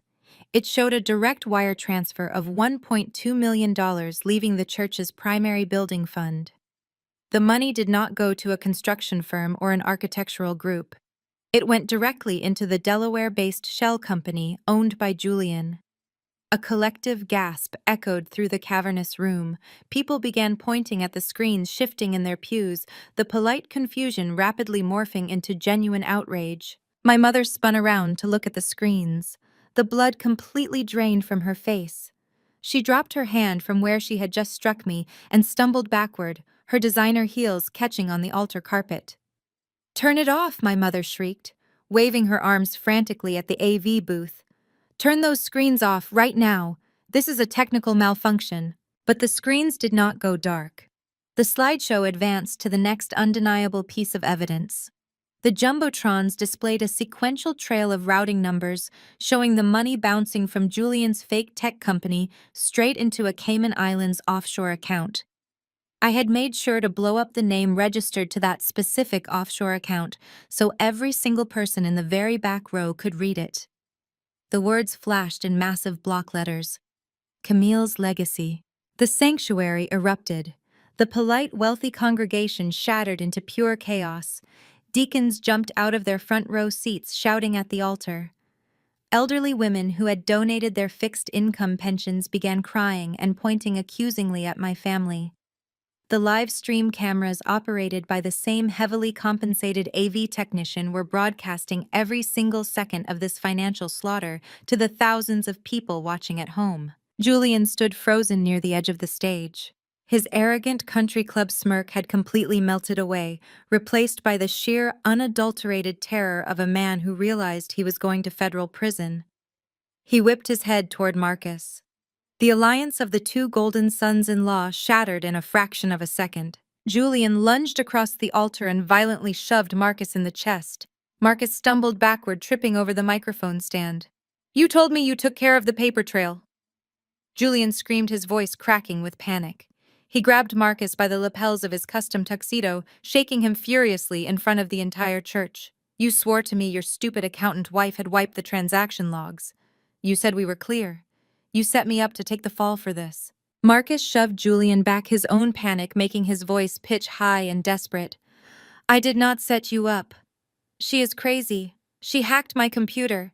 You are the one who initiated the final wire transfer tonight, Julian. Your digital signature is on the withdrawal. While the two men physically fought each other on the holy altar, blaming each other for the financial ruin they had built together, I turned to look at my father. Pastor Joseph was staring up at the jumbotrons. His chest was heaving. The empire he had spent 30 years building on the backs of his congregation, the empire he had protected by constantly sacrificing my mental health and my reputation, was evaporating in real time. He looked down at the furious crowd. His flock was turning into an angry mob. Deacons were rushing the stage steps demanding answers. My father clutched his chest. His knees buckled, and he collapsed heavily into the ornate velvet chair behind the pulpit. He was gasping for air, his face turning a dangerous shade of gray. But my mother did not run to her husband. First Lady Patricia did not check to see if the man she had been married to for 40 years was having a heart attack. She ran straight to the edge of the stage, screaming at the cameramen in the aisles. "Shut off the broadcast," she shrieked, swatting at a camera lens. "We are being hacked. This is a targeted attack on our ministry. Stop filming us." Camille, sitting in the front pew, burst into loud theatrical tears. She cradled her pregnant belly, looking around wildly for someone to pity her, to protect her. But the church elders who had fawned over her diamonds just an hour ago were now glaring at her with absolute disgust. They saw her name on that offshore account. They knew she was wearing their stolen money around her wrist. I stood perfectly still in the center of the chaos. My cheeks still throbbed, but I had never felt more powerful. I had dismantled their lies with absolute precision. There was no argument to be had, no gaslighting that could undo the math displayed above our heads. Numbers simply do not lie. Then the flashing red and blue lights cut through the darkness outside. The reflection of the emergency lights bounced through the massive stained glass windows, painting the sanctuary walls in frantic, pulsing colors. The angry shouting of the congregation was suddenly drowned out by the deafening wail of multiple sirens, pulling up to the main entrance of the megachurch.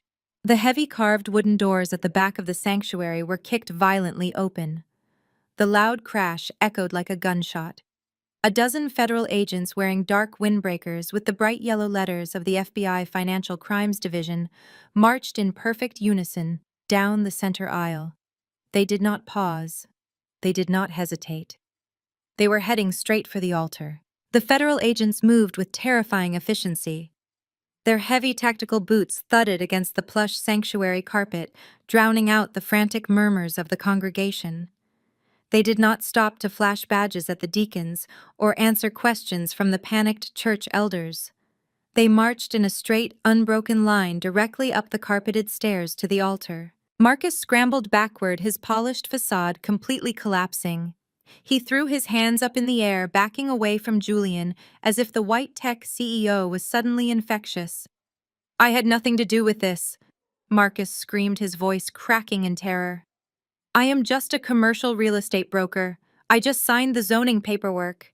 "He is the one who took the church funds. Ask him." A tall, broad-shouldered agent with salt and pepper hair stepped onto the stage and grabbed Marcus roughly by the shoulder. "Marcus Vance, you are under arrest for wire fraud, bank fraud, and federal identity theft," the agent barked, spinning Marcus around and slamming his chest against the crystal pulpit. "You have the right to remain silent. I highly suggest you use it." The sharp metallic click of handcuffs snapping around Marcus' wrists echoed through the microphone that was still resting on the stage floor.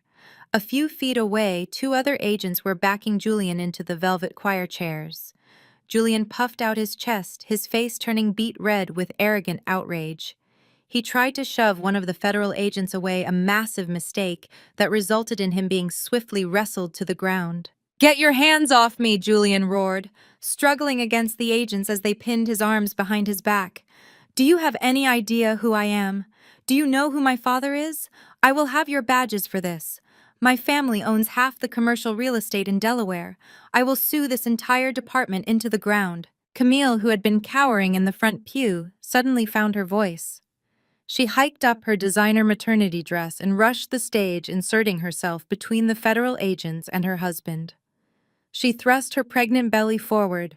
using her unborn child as a physical shield. "Stop hurting him!" Camille shrieked hysterically, tears ruining her expensive makeup. "You are making a huge mistake. My husband is a billionaire. He is the CEO of a major tech firm. He is going to buy this entire police department and fire all of you. Let him go right now." The lead agent, a no-nonsense woman who looked like she had zero patience for Atlanta socialites, stepped right up to Camille. She did not flinch at the screaming or the tears. "Ma'am, I suggest you step back before I arrest you for obstructing a federal investigation," the agent said, her voice dropping to a deadly icy calm. "And for the record, your husband is not a billionaire. Julian Shell Company accounts hold exactly $38.14. We spoke to his father in Delaware this morning. His father legally disowned him and cut off his trust fund 14 months ago due to a severe gambling addiction. Your husband is completely broke." The air rushed out of Camille's lungs. She stumbled backward, her hands dropping from her belly to her sides. She stared down at Julian, who was currently being hauled to his feet by the back of his expensive Italian suit. Julian refused to look at her. He kept his eyes squeezed shut, his face contorted in a grimace of pure humiliation. The generational wealth Camille had constantly weaponized against me, the status she had used to belittle my government job and my lifestyle, had never existed at all. She had married a con artist with empty pockets. Off to the side of the stage, my mother was losing her mind. First Lady Patricia was sprinting back and forth across the edge of the altar, screaming at the top of her lungs. "Shut off the cameras," my mother shrieked, swatting wildly at a paralyzed cameraman. "Confiscate their phones. Deacons, secure the doors. Nobody is allowed to record this. This is a private family matter." But it was entirely too late. I looked out into the sea of 3,000 congregants. Every single person in the first 20 rows had their smartphones out. They were recording the arrests from every possible angle. The live stream had never been cut. The high-definition bank statements were still glowing bright red on the jumbotrons above our heads, proving exactly where their hard-earned tithes had gone. My family's destruction was trending locally on every major social media platform before Marcus even made it out the front doors of the church. My father, Pastor Joseph, remained slumped in his ornate velvet chair. He was clutching his chest, staring blankly at the ceiling, completely unresponsive as federal agents marched his two golden sons-in-law down the center aisle in handcuffs. His entire empire, built on manipulation and stolen funds, had just been burned to the ground. I stood in the center of the wreckage. I did not shed a single tear. I calmly bent down, picked up my purse from the floor, and smoothed the wrinkles out of the hideous mustard-yellow taffeta dress my mother had forced me to wear. I adjusted my posture, keeping my spine perfectly straight, and walked down the steps of the stage. As I approached the center aisle, the angry, chaotic crowd of churchgoers immediately stopped shouting. They parted like the Red Sea, stepping back into their pews to give me a wide, unobstructed path. No one yelled at me. No one tried to touch me. They looked at me with a mixture of awe and absolute terror. I walked slowly and deliberately out of the sanctuary, leaving the flashing police lights and the screaming behind me. I stepped out into the cool Atlanta night, untouched and entirely victorious. The next morning, I was sitting at the kitchen island of the suburban house Marcus and I had shared, sipping a cup of black coffee. The house was dead quiet. I opened my encrypted laptop to review the morning financial reports. My private intelligence team had just sent me an urgent notification. My parents had not spent the night praying for their congregation. Instead, Pastor Joseph and Patricia had desperately scrambled to salvage their crumbling image. They had completely liquidated their last remaining personal assets, cashing out their private retirement accounts, taking massive penalties just to post the exorbitant federal bail bonds for Julian and Marcus. They had drained everything they had left to spring the two men from holding cells before sunrise. My phone vibrated on the counter. It was an alert from my home security system. I clicked the camera feed. Two luxury SUVs came screeching into my driveway, hopping the curb and tearing up the manicured grass. The car doors flew open. Marcus, Julian, Camille, and my parents spilled out onto my front lawn. They looked exhausted, disheveled, and absolutely rabid. They did not look like people coming to apologize or ask for mercy. They looked like cornered, desperate animals out for blood. I took a slow sip of my coffee, set the mug down, and walked to the front door to greet them. The pounding on the heavy oak door was so violent the glass panes rattled in their frames. I stood in the foyer, watching the brass handle jiggle frantically as Marcus tried to force his way inside. "Open this door right now, Naomi," Marcus roared, his voice muffled but aggressive through the thick wood. "We know you are in there. You are going to fix this audit today, or I swear to God I will drag you down to the federal building myself and make you confess to hacking the church accounts." I did not unlock the deadbolt. I simply stood there, listening to the absolute delusion of a man who had just spent the night in a federal holding cell. He genuinely believed he could still bully me into submission. Then came my mother's voice, shrill and dripping with the toxic entitlement she had wielded like a weapon my entire life. Patricia pounded her fists against the door, her expensive rings scratching the paint. "Naomi Vance, you open this door immediately. You have embarrassed this family for the absolute last time. I know exactly why you did this. You are so violently jealous of Camille's pregnancy that you fabricated those banking documents just to ruin her husband's reputation. You could not give Marcus a child, so you decided to destroy the father of Camille's baby. You are a bitter, barren woman who wants to destroy everyone else's happiness." My mother's gaslighting was almost poetic in its predictability. She was standing in my driveway, her son-in-law facing decades in federal prison for stealing from her own church, and her immediate instinct was to blame me for being jealous of the sister who was currently sleeping with my husband. They refused to accept that their golden world was built on lies. "You listen to me," Julian yelled, his voice carrying the arrogant, unearned confidence of a white man who had never faced a real consequence in his entire life. He kicked the bottom of the door. "My father's legal team is already drafting the defamation paperwork. We are suing you for every penny you have ever made. You illegally hacked a corporate database. My family practically owns the commercial sector in this state. You messed with the wrong bloodline. You are going to prison, Naomi. I will make sure you never work as an accountant again." Julian was completely unhinged. The FBI had literally handcuffed him on the altar 12 hours ago, and he still thought his disowned father's lawyers were coming to save him. He was clinging to the myth of his generational wealth because he had absolutely nothing else left. "You do not have a leg to stand on," Naomi Marcus yelled, chiming back in to support the man he had been fighting on the altar just last night. The desperation was forcing them to stick together against their common enemy. "And since you wanted to be so smart about pulling up public records, let me remind you of a few facts. We are legally divorced. That means you have absolutely no right to be in this house.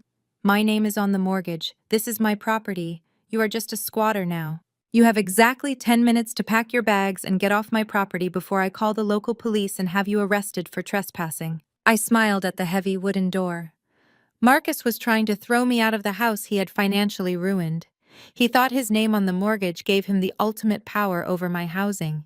He had no idea what a mortgage actually meant when you stopped paying the bank. "Please," Naomi Camille whined, playing her favorite role as the eternal victim. Her voice was muffled and breathless, carrying through the mail slot. "I spent the whole night crying in a police station waiting room. My baby is under so much stress because of your lies. Just come out and sign a retraction. Julian will forgive you if you just fix the glitch in the system. We can still be a family." They were a pack of rabid dogs barking at a brick wall. They demanded I fix the audit. They demanded I retract the truth. They demanded I pack my bags and surrender my home.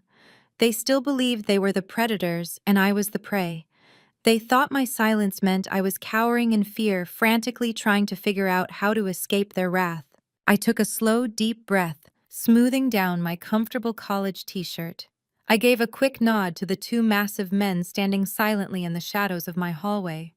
They were elite private security contractors, heavily armed and highly trained, whom I had hired using my $85 million safety net. Standing right behind them was Attorney Sterling, holding his sleek leather briefcase, looking thoroughly amused by the circus happening on my lawn. It was time to introduce my family to their new reality. I reached out and unlocked the deadbolt. The heavy door swung open. Marcus immediately lunged forward, his face contorted with rage, ready to grab me by the arm and force me into submission. but he froze the instant he crossed the threshold.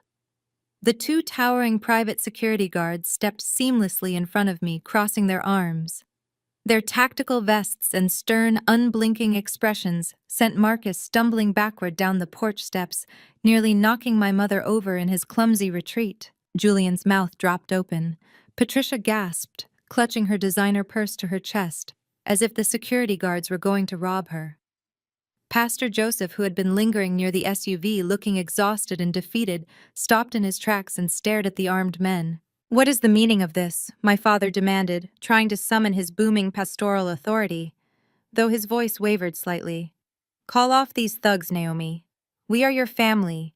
You do not need hired muscle to speak to your own parents and your husband." I stepped out from behind the wall of muscle, walking onto the front porch in the bright morning sunlight. I did not look like a terrified, apologetic daughter. I looked like a woman who owned the ground they were standing on. Attorney Sterling stepped up right beside me, opening his briefcase with practiced, methodical precision. He pulled out a thick, heavy stack of official legal documents printed on heavy cardstock and handed them directly to me. I looked down at the people who had used me, discarded me, and tried to frame me for their massive federal crimes. I did not raise my voice. I did not scream or hurl insults.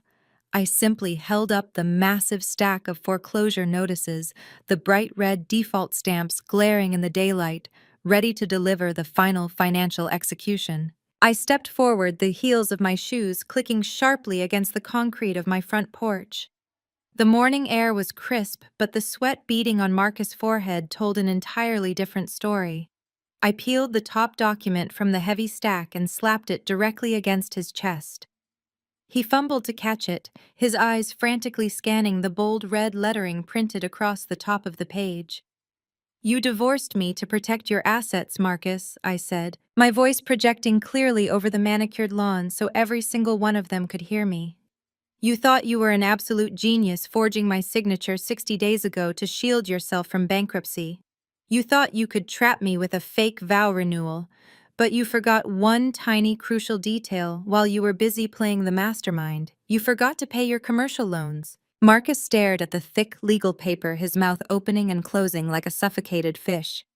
"This is a formal notice of default," he stammered, looking up at me in sheer disbelief. "It says the debt was completely purchased by a private equity firm, EV Holdings. Who are they, Naomi? Why do you have these documents?" I smiled, savoring the absolute unadulterated bewilderment on his face. I reached into my stack and handed the next document to Julian. He snatched it away with trembling hands, his arrogant demeanor already starting to crack under the pressure. "EV Holdings is an anonymous private wealth entity," I explained, pacing slowly and deliberately across the porch. "A company designed specifically to acquire toxic commercial debt. It stands for Evelyn Vance Holdings. My middle name and your last name, Marcus. I am the sole owner and chief executive officer of the firm that just bought your entire life." Julian dropped the paper onto the driveway. His pristine country club posture completely crumbled. He had spent years coasting on the unearned privilege of his skin color and his father's last name, assuming he would always be the smartest person in any room. Now he was just another broke criminal facing federal indictment. "That is mathematically impossible," Julian gasped, his voice cracking as his privilege collided with harsh reality. "You are a low-level government auditor. You drive a 5-year-old sedan. You do not have the capital to buy out a $4 million commercial loan portfolio.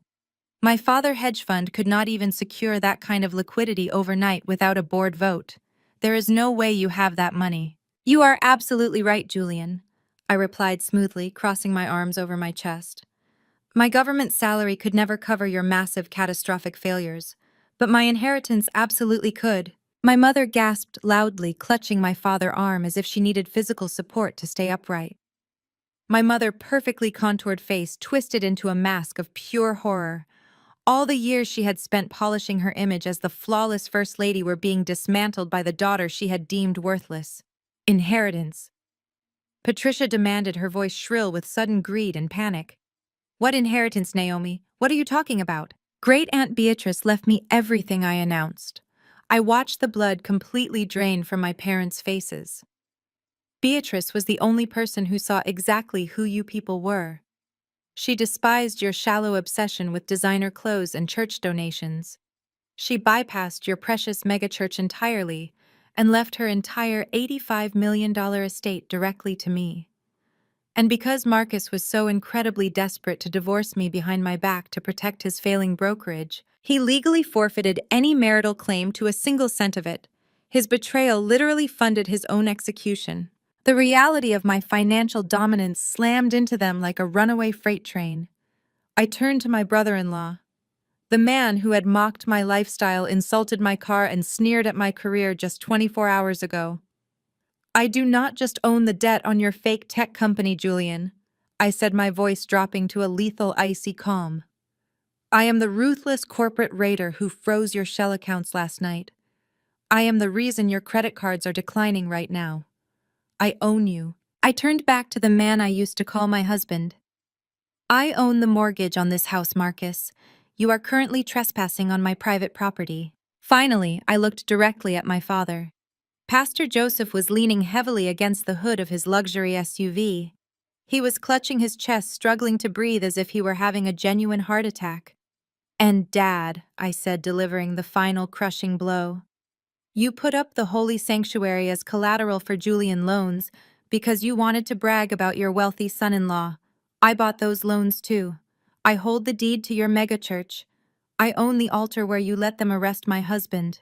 I own the very floorboards you preach on. The absolute magnitude of their defeat shattered them completely.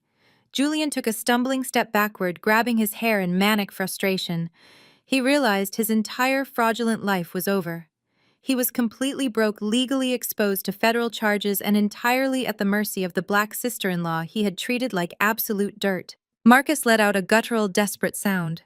The charming, arrogant broker vanished completely. He dropped to his knees right there on the hard, concrete driveway. He crawled forward, ignoring the private security guards, whose hands instinctively went to their holsters. "Naomi, please," Marcus begged, tears streaming down his face, as he reached out and grabbed the hem of my jeans. I was wrong. I was terrified of going broke. I was trying to protect you from the financial fallout. You know I love you, baby. We can fix this. You have the money now. We can pay off the federal authorities and make this all go away. Just give me another chance. Do not take the house. Do not leave me with nothing. I looked down at him with absolute, unfiltered disgust. Before I could even order my security team to drag him off my property, a frantic blur of expensive designer fabric pushed past Julian and my stunned parents. Camille shoved her way to the front of the group, her face completely streaked with ruined mascara and blind panic. She did not yell at me. She did not throw another petty insult about my appearance or my fertility. Instead, the untouchable golden child of the family threw herself onto the concrete right next to Marcus. She fell to her knees at my feet, grabbing my other hand, completely abandoning any shred of dignity she had left. "Please, Naomi," Camille sobbed hysterically, burying her tear-stained face against my knees. "I am carrying Marcus' baby. I know we hurt you, but you cannot do this. Do not put your own nephew on the street." The entire front yard went dead silent. The only sound was the rustling of the wind through the oak trees lining my driveway, and the pathetic, ragged sobs tearing from my sister's throat. She was gripping my jeans, her perfectly manicured fingernails digging into the denim as she wept. I looked down at her, feeling absolutely nothing. The sister who had framed me for theft, mocked my fertility, and slept with my husband was now begging for her life on the concrete. Behind her, Julian froze. The color drained from his face for the second time that morning. He stared at his wife groveling on the ground, but his eyes were fixed on the words she had just screamed. "Marcus, baby," Julian repeated. His voice cracked, stripping away every ounce of his arrogant country club superiority. He looked like a man who had just been shoved out of an airplane without a parachute. "What do you mean you are carrying Marcus' baby?" Marcus looked up from the driveway. He was still kneeling, completely defeated by my financial takeover, but a twisted, malicious smirk slowly began to form on his lips. Even in the face of federal prison and absolute bankruptcy, his bruised ego could not resist a moment of triumph over Julian. Marcus thought this was his ultimate trump card. He thought proving he had conquered Julian's beautiful golden wife would somehow salvage his manhood. "She is carrying my son, Julian." Marcus spat, his voice dripping with venomous pride. "We have been together for almost a year. We planned this. We were going to take the church expansion money and start a new life together in the Cayman Islands. Your perfect little wife hates you. She was just using you for your fake generational wealth, and the second she found out your father cut you off, she came running straight to my bed." Julian stumbled backward, clutching his chest as if he had been shot. My parents, Pastor Joseph and First Lady Patricia, looked like they were going to vomit. The perfect, pristine image they had worshipped was violently disintegrating right in front of them. My mother covered her mouth, her eyes darting frantically between the two men her daughter had been sleeping with. My father gripped the hood of his luxury SUV, breathing heavily, unable to comprehend the absolute degeneracy of his favorite child. But I was not finished. I refused to let Marcus hold on to even a single shred of pride. I reached into my leather briefcase and pulled out a manila folder. I had taken it directly from the desk in the luxury high-rise condo Marcus had rented under my name. I held it up in the bright morning sunlight. "You really think you are a mastermind, Marcus?" I said, my voice cutting through the thick, tense air. "You think you stole Julian's wife and orchestrated the perfect escape? But you are just as stupid and gullible as he is." Marcus frowned, his smirk faltering. "What are you talking about?" he demanded. I looked down at Camille, who was still kneeling at my feet. She had stopped crying. She was staring at the manila folder in my hand, her eyes wide with a new, distinct kind of terror. She knew exactly what I was holding. "You played everyone, Camille," I said softly, making sure my voice carried to every single person in the driveway. "You played our parents to get their approval. You played Julian for his fake tech money. And you played Marcus to get your hands on the millions he was embezzling from the church. You slept with my husband because he had the direct access to the accounts you wanted to drain. But you were so incredibly greedy you made one massive catastrophic mistake. You did not even check the DNA." I opened the folder and pulled out a single sheet of official medical paper. It was a prenatal genetic testing report from an exclusive private clinic in Buckhead. I had found it hidden in the bottom drawer of the condo office desk, tucked away where Marcus would never think to look. Camille scrambled to her feet, lunging toward me to grab the paper. "Do not show them that," she shrieked, her voice shrill with absolute panic. "Naomi, please do not do this." My private security guard stepped forward instantly, blocking her path and forcing her back. I held the paper out, letting the morning breeze catch the edge of it. I dropped the DNA test right onto the concrete driveway between Marcus and Julian. "The baby is not yours, Marcus," I announced. I watched his eyes lock onto the paper on the ground. "It is Julian's child. Camille was never going to run away with you. She was going to let you transfer the stolen church funds into the offshore account, and then she was going to drain that account, take her husband, and leave you holding the bag for the FBI.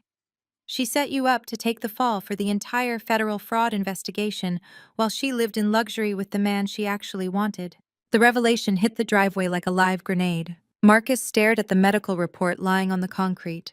The words confirming Julian's paternity were highlighted in bold black ink. The realization of his absolute foolishness washed over him in waves. He had divorced his wife, committed multiple federal felonies, ruined his career, and risked decades in prison for a woman who was actively planning to rob him blind and leave him to rot. He was not the criminal mastermind. He was the disposable pawn. Camille backed away slowly, shaking her head. "Marcus, wait," she stammered, raising her hands defensively. "It is not what it looks like. I can explain." But Marcus was not listening to her. His eyes slowly shifted from the DNA test on the ground to Julian, who was standing a few feet away, equally stunned by the revelation. Julian looked at the paper, then looked at Marcus, a bizarre mix of relief and pure rage flashing across his face. "You stupid, arrogant fool!" Julian sneered at Marcus, his ego suddenly inflating again. "You actually thought my wife would leave me for a bankrupt, bottom-feeding real estate broker like you. You were nothing but her wallet. That was the exact wrong thing to say to a man who had just lost absolutely everything. Marcus let out a primal, deafening roar. All the stress, the fear of federal prison, the financial ruin, and the ultimate humiliation of being played by my sister completely snapped his sanity. He did not say another word. He lunged forward, launching his entire body weight across the manicured lawn. Marcus tackled Julian right there in the middle of my driveway. The impact sent both men crashing hard into the side of my father's luxury SUV. The heavy thud of bone against metal echoed through the yard. Julian let out a sharp cry of pain as Marcus drove a heavy fist directly into his jaw. The satisfying crack of cartilage breaking made my mother scream in absolute horror. They rolled onto the grass, tearing up the pristine landscaping I had paid for. They were no longer the polished, elite businessmen of the Atlanta mega-church scene. They were two desperate, broken criminals fighting like rabid dogs over the wreckage of their own pathetic lives. Julian scrambled to get the upper hand, throwing a blind punch that caught Marcus in the eye, but Marcus was fueled by pure, unadulterated rage. He grabbed Julian by the collar of his expensive suit and slammed his head back into the lawn. My father, Pastor Joseph, stumbled forward, raising his hands in a futile attempt to stop the violence. "In the name of God, stop this immediately," my father bellowed, his pastoral authority completely useless against their fury. "You are destroying this family." But neither man listened. They just kept swinging, destroying each other right at my feet, exactly as they deserved. I watched the two men tear into each other with the feral desperation of rats fighting over a sinking ship. Julian threw a wild, uncoordinated punch that grazed Marcus on the cheekbone, but Marcus was completely unhinged by the revelation of Camille's ultimate betrayal. He pinned Julian down against the shattered headlight of my father's luxury SUV, bringing his fist down hard on Julian's perfectly sculpted nose. Blood sprayed across the pristine white collar of Julian's custom-tailored shirt. The arrogant tech CEO was screeching, trying to scramble backward on the concrete, his loafers scraping frantically against the pavement. Marcus grabbed him by the lapels, lifting him halfway up, just to slam him back down onto the driveway. The sickening thud echoed through the morning air. These were the men my family had worshipped. These were the providers, the visionaries, the supposed pillars of our community. Now they were nothing but bleeding broke felons rolling around in the dirt, entirely stripped of the arrogant armor they had worn for years. "Do something, Joseph!" My mother shrieked, her voice cracking as she yanked violently on my father's jacket sleeve. "They are going to kill each other right here in the driveway. Separate them. Call the police." But Pastor Joseph did not move a single muscle to stop the bloodshed. He looked down at the two men bleeding on the concrete, but his eyes were completely hollow. He was not mourning his son-in-law. He was mourning his empire. The massive church he had built, the million-dollar expansion funds, the local television broadcasts, the unquestioned authority he wielded over thousands of devoted followers. I had just informed him that I owned the deed to his holy sanctuary, and the reality had finally broken his mind. My mother slapped his chest, screaming for him to act like a man, but Joseph just slowly slid down the side of the car until he was sitting on the pavement, weeping openly into his hands. His legacy was gone. His pride was shattered. The brilliant white savior he had paraded around our congregation was currently choking on his own blood, and the loyal black son-in-law he had used to shame my marriage was facing a 5-year federal sentence. I let them fight for another full minute. I wanted them to feel every ounce of the humiliation they had forced me to swallow for the last decade. I watched Camille sobbing hysterically on the lawn, clutching her pregnant belly, realizing that neither of these men could save her now.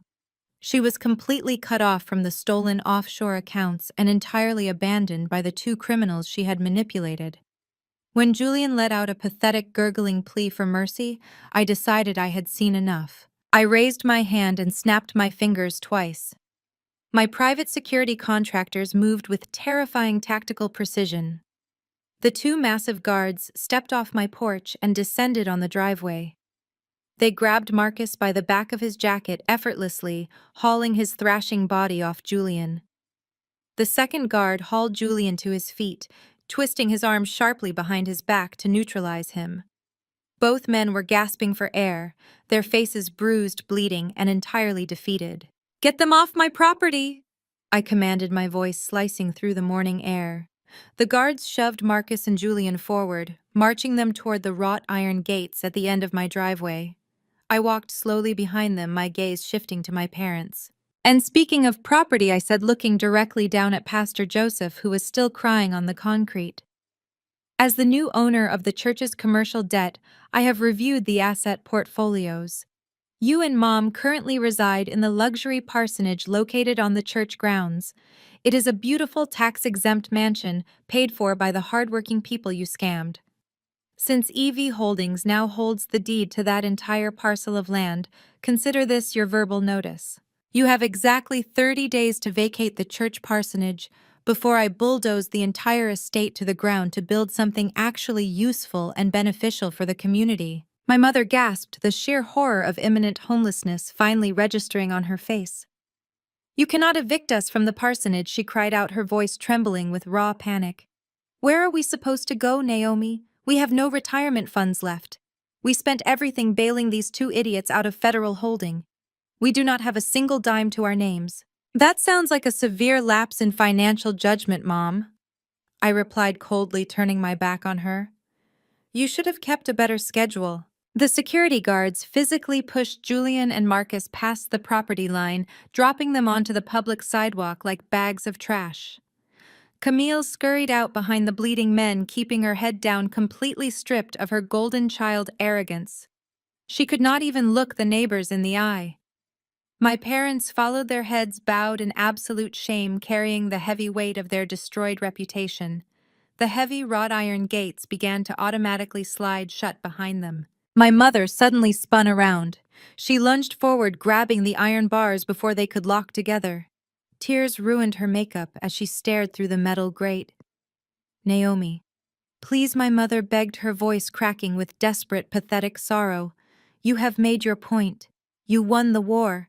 But you cannot leave us out here with nothing. We are your family. Blood is thicker than water." I stood on the other side of the gate, looking my mother dead in the eye with absolute zero pity. "Not my blood," I replied, my voice steady and devoid of the weakness she had relied on for years. I hit the security remote in my pocket. The massive iron gates clicked shut with a loud final echoing slam, sealing them out of my life forever. 3 months later, the heavy mahogany doors of the federal courthouse in downtown Atlanta swung open. The air inside the courtroom was freezing, a sharp contrast to the blistering summer heat radiating off the city streets outside. I was not sitting in the gallery behind the defense table crying into a tissue. I was not wearing a frumpy mustard yellow dress to make someone else feel comfortable. I was sitting on the witness stand wearing a custom-tailored ivory suit, sworn in as the lead forensic expert witness for the federal prosecution. The trial had been a spectacular, fast-paced bloodbath. When Marcus and Julian brawled in my driveway that morning, they had not just broken each other's noses. They had completely shattered their legal defense. Federal prosecutors usually have to spend months flipping co-conspirators, offering plea deals to get them to turn on one another. But Marcus and Julian had done all the heavy lifting for the government before they even reached the interrogation rooms. Driven by pure ego and the bitter sting of Camille paternity revelation, they had spent the last 90 days throwing each other under the bus. Marcus had eagerly handed over the encrypted hard drives, detailing Julian's shell company operations, desperately trying to paint himself as an innocent victim who was just following his wealthy brother-in-law orders. In retaliation, Julian had provided the FBI with the exact IP addresses and proxy server logs, proving that Marcus was the mastermind behind the fraudulent electronic notary divorce scheme and the forged commercial real estate documents. They were like two drowning men holding on to razor blades, bleeding each other out just to stay afloat. I sat on the stand with perfect posture, answering the United States Attorney questions with cold, calculated precision. I did not raise my voice. I did not show an ounce of vindictive joy. I simply laid out the math. I explained how the $5 million was siphoned from the megachurch building fund. I tracked the routing numbers on the giant screens erected in the courtroom, showing the jury exactly how the funds were washed through Delaware and parked in the Cayman Islands. My testimony was airtight, bulletproof, and absolutely lethal. From the witness stand, I looked down at the defense tables. The contrast was almost comical. Julian was wearing a slightly wrinkled designer suit, looking pale and completely stripped of the arrogant swagger he used to parade around my parents' country club. Without his father money to pay for a high-powered legal team, he was sitting next to a visibly exhausted public defender. Marcus looked even worse. His hair was unkempt, and the stress of the trial had aged him a decade in 3 months.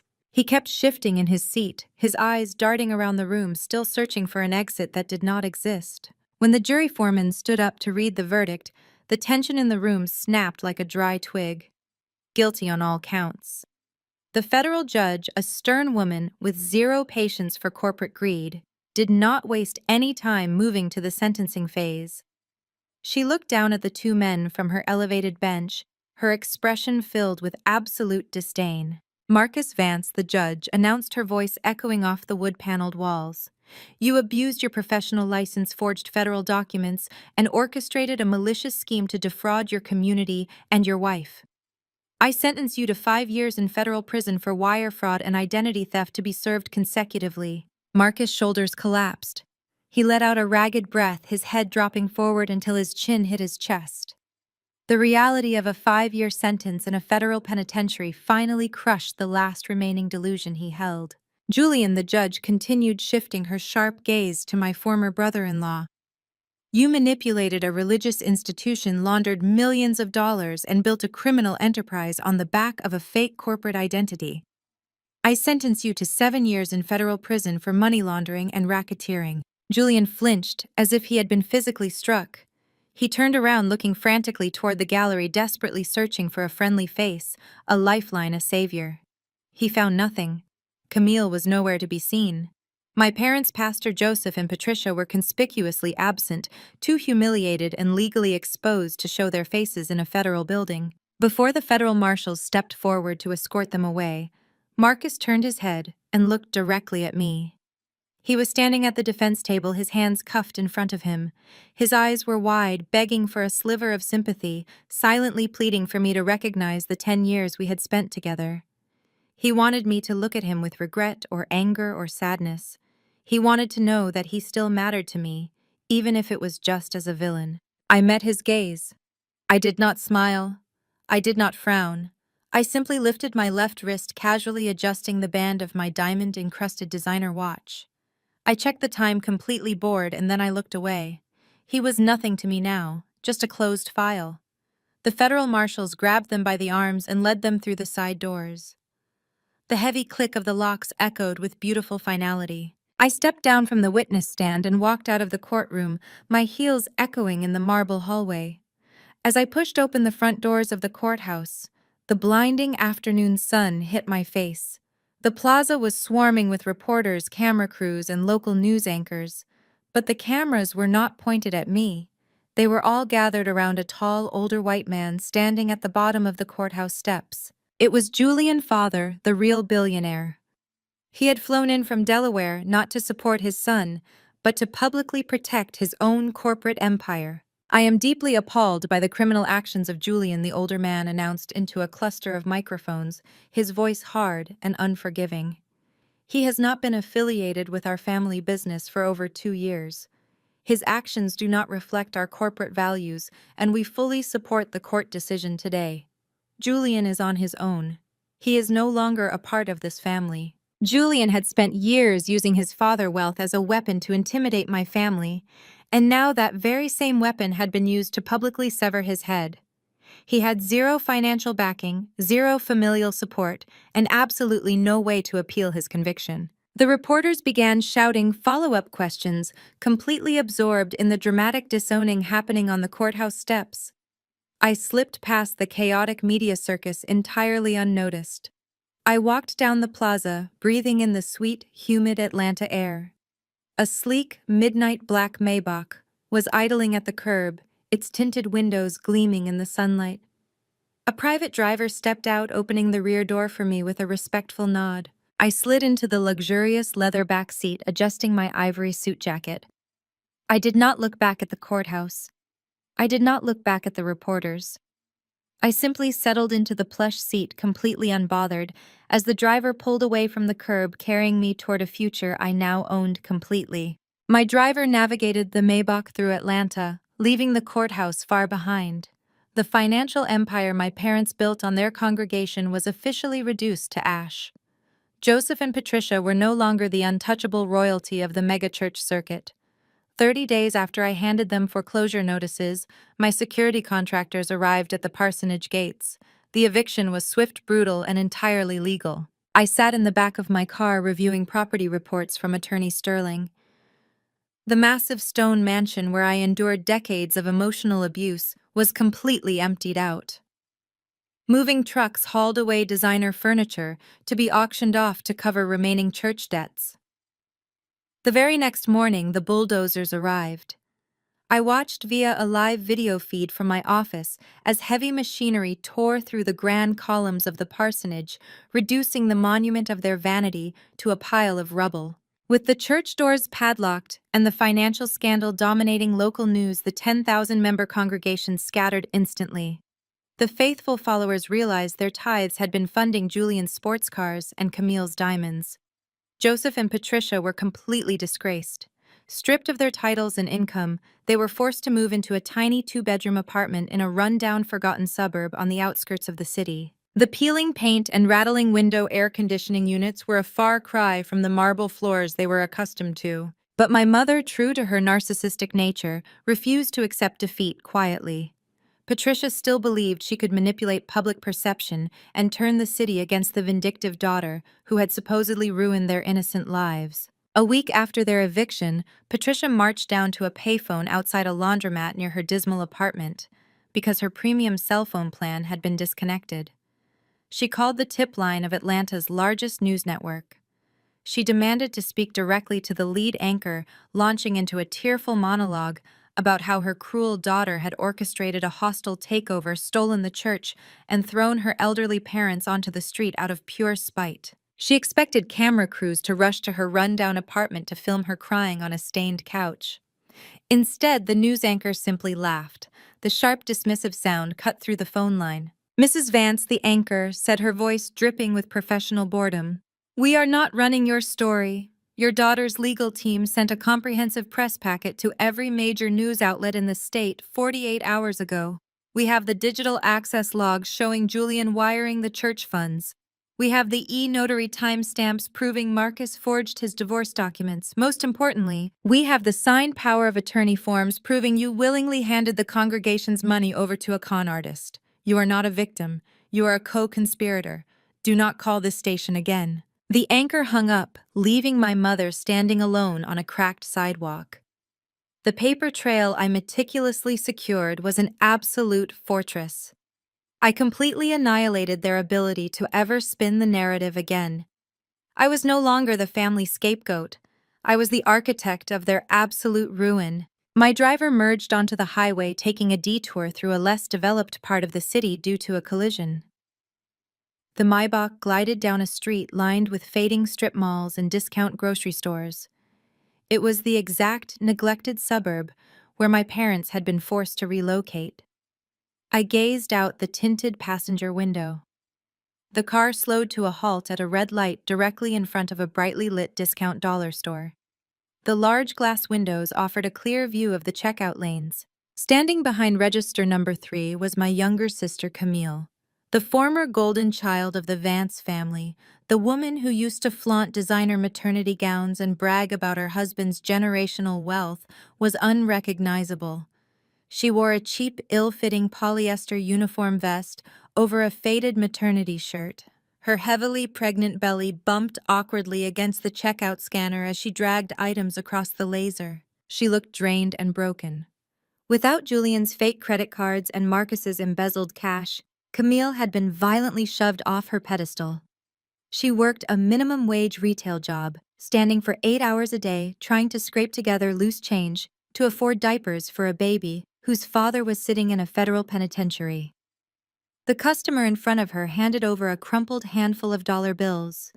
Camille sighed, reaching for a dented can of baked beans to drag across the scanner. As she swiped the can, she turned her head and looked out the massive glass window of the dollar store. Her eyes locked directly onto the midnight black Maybach idling at the red light. The presence of the luxury vehicle was unmistakable in this rundown neighborhood. I pressed a button on the armrest. The tinted rear window smoothly rolled down, exposing my face to the bright afternoon sun. Camille froze. The scanner beeped loudly, but she did not move to bag the item. She stared at me, her mouth parting in absolute humiliation. She saw me sitting in a car that cost more than the entire strip mall, wearing a bespoke suit, looking pristine and immensely powerful. I simply maintained cold, detached eye contact, watching the reality of our reversed roles crush whatever remaining pride she possessed. Camille's hand trembled. Her fingers went slack. The heavy can of baked beans slipped from her grasp, plummeting toward the floor and hitting the cheap linoleum with a loud, pathetic thud. She flinched at the sound, her cheeks burning bright red with blistering shame. The traffic light turned green. I hit the button to roll the window back up, sealing myself inside the quiet luxury of the cabin.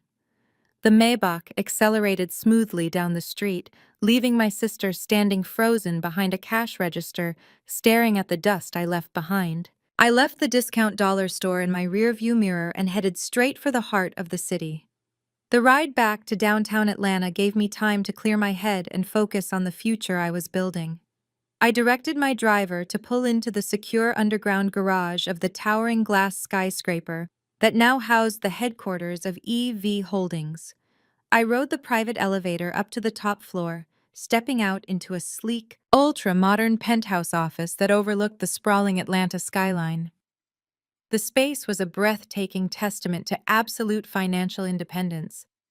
The walls were painted in sharp, clean tones of slate and white, entirely devoid of the tacky, gaudy gold accents my parents had always plastered over their mega church. My massive mahogany desk sat perfectly positioned in front of the floor-to-ceiling windows, offering a panoramic view of the empire I now commanded. I sat down in my leather executive chair and opened a thick, organized binder, resting in the center of my desk. I was not looking at corporate acquisitions or commercial debt portfolios today. I was finalizing the architectural blueprints and the legal zoning paperwork for my newest project.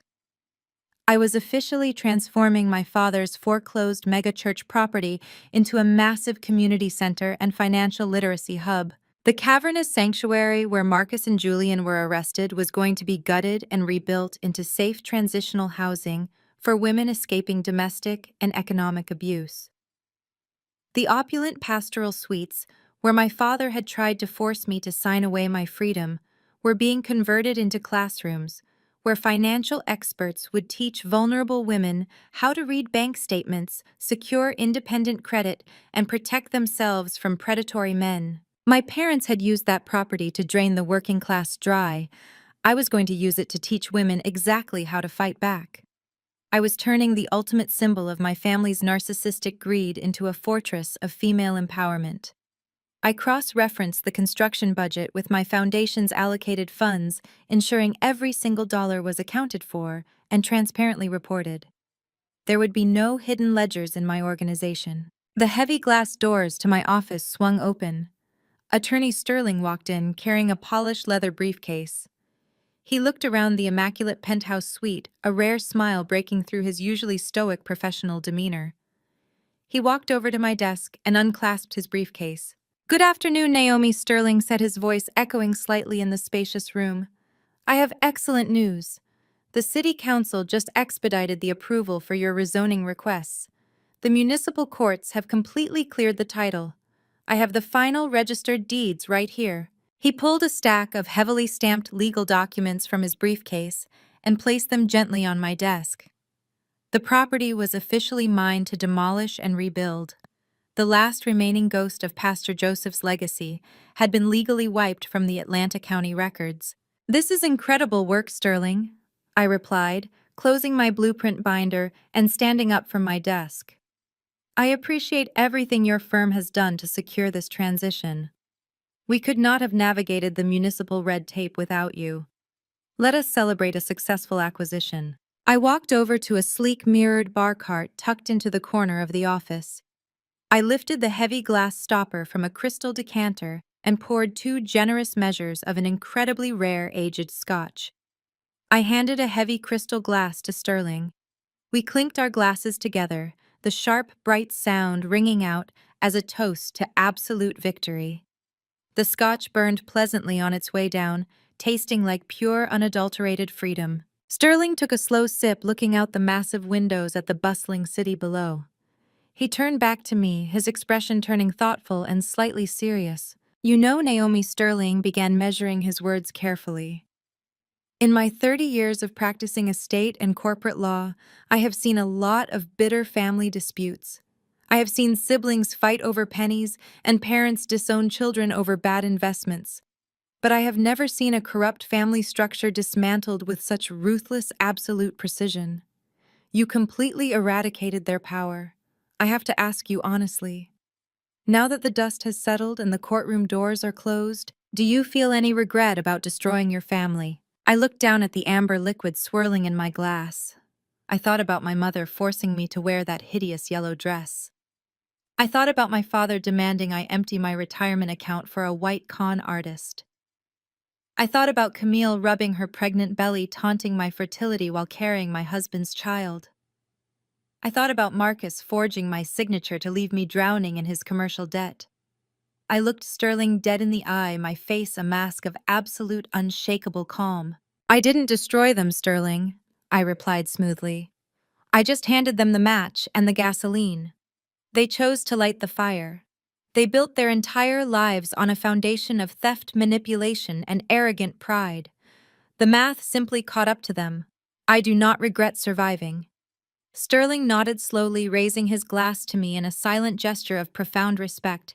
He understood perfectly. Before he could say another word, a sharp, distinctive chime echoed from my encrypted laptop resting on the desk. It was the high-priority notification sound I had specifically assigned to my primary private wealth accounts.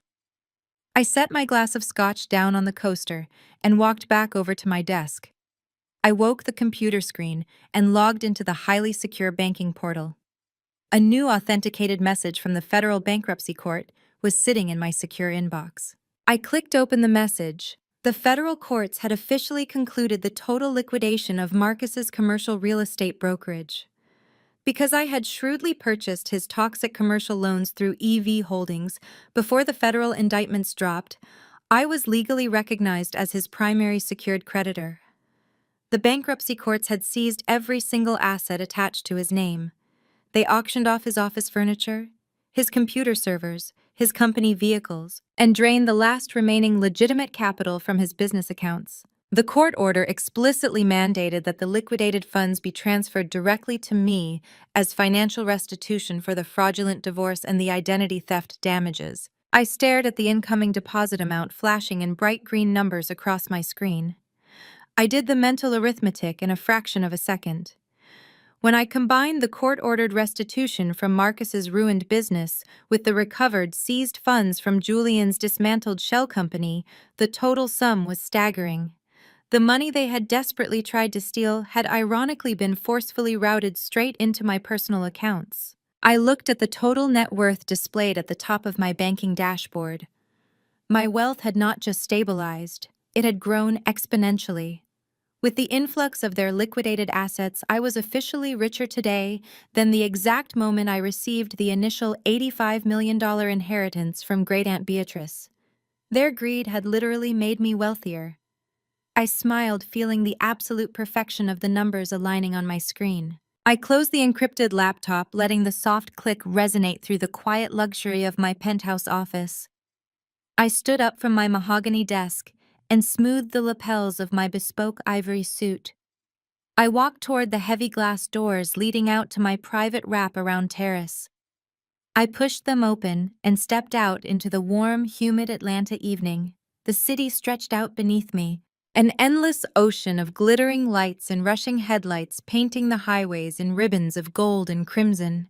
The evening breeze caught the edge of my jacket, but I stood perfectly still, resting my hands on the cool metal railing.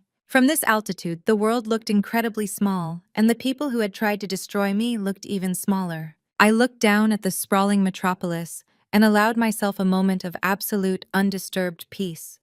The journey from the overlooked, discarded middle child to the unquestioned master of my own fate had been brutal, but the view from the top was entirely worth the climb. For my entire life, I had been force-fed the lie that my quiet nature was a weakness. My mother Patricia had treated my compliance as an invitation to turn me into the family punching bag, constantly forcing me to shrink so her favorite daughter could shine. My father Joseph had used my stability as a rug to wipe his feet on while he chased the glittering illusion of Julian's fake generational wealth, handing over the keys to his congregation just to secure a spot at the country club. My sister Camille had treated my life like a bargain bin. She could raid whenever she felt bored or jealous, stealing my money, my reputation, and eventually my husband without a single ounce of remorse. And Marcus, the man who had promised to stand by me before God and the state of Georgia, had looked at my loyalty and seen an easy target for financial slaughter. He thought he could saddle me with his catastrophic corporate debt while he flew off to a tropical island with my own flesh and blood. They all thought my silence meant I was blind to their cruelty. They mistook my patience for stupidity. They never realized that while they were busy shouting, bragging, and fighting for the spotlight, I was quietly observing every single vulnerability they possessed. I was counting the receipts, tracking the lies, and mapping out the structural weaknesses of the massive, gaudy pedestal they had placed themselves upon. They built their entire universe on a foundation of deceit, and I was the structural engineer who finally kicked out the load-bearing pillar. The cool breeze whipped my hair across my shoulder. I took a deep breath, filling my lungs with the sweet southern air.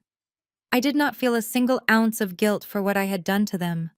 Guilt is an emotion reserved for people who inflict unprovoked harm. What I delivered was absolute, unadulterated consequence. I gave them exactly what they had earned. Every foreclosure, every federal indictment, every humiliating public revelation was simply the harvest of the bitter seeds they had planted themselves. Society constantly pushes the toxic narrative that family is an unbreakable bond dictated strictly by biology. We are told to forgive the unforgivable, to turn the other cheek when our own blood strikes us, and to endure endless emotional abuse simply because we share the same last name. But sitting in that law office 3 months ago, staring at the fake divorce papers Marcus had forged to ruin me, I had an epiphany that changed the trajectory of my entire existence. Family is not defined by blood at all. It is defined entirely by respect.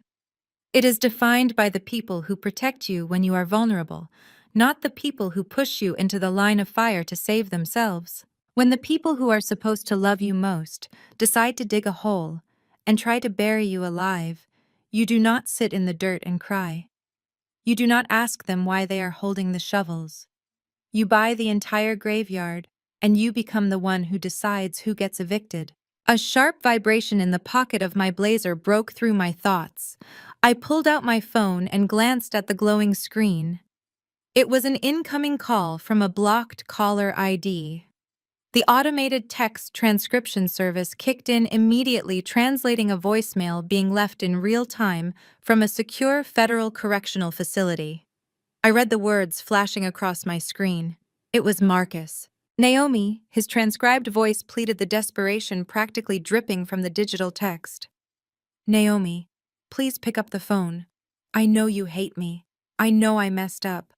But I am begging you. The guys in here are animals.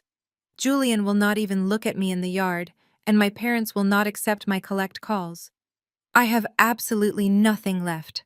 My commissary account is completely empty. I cannot even afford a bar of soap or a decent meal. You have millions of dollars, Naomi. You took my whole life.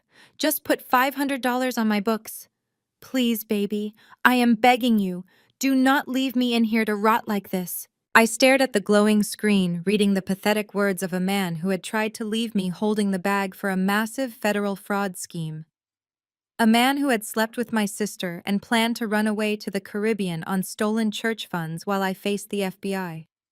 He had mocked my reliable sedan and my government salary. He had called me boring. Now he was begging for soap money from the woman he had secretly divorced. I did not feel a shred of pity. I did not feel the urge to call him back and gloat. I felt absolutely nothing for him. He was a stranger, an irrelevant footnote in the story of my rise. I tapped the screen once. The prompt appeared, asking if I wanted to delete the message. I hit confirm.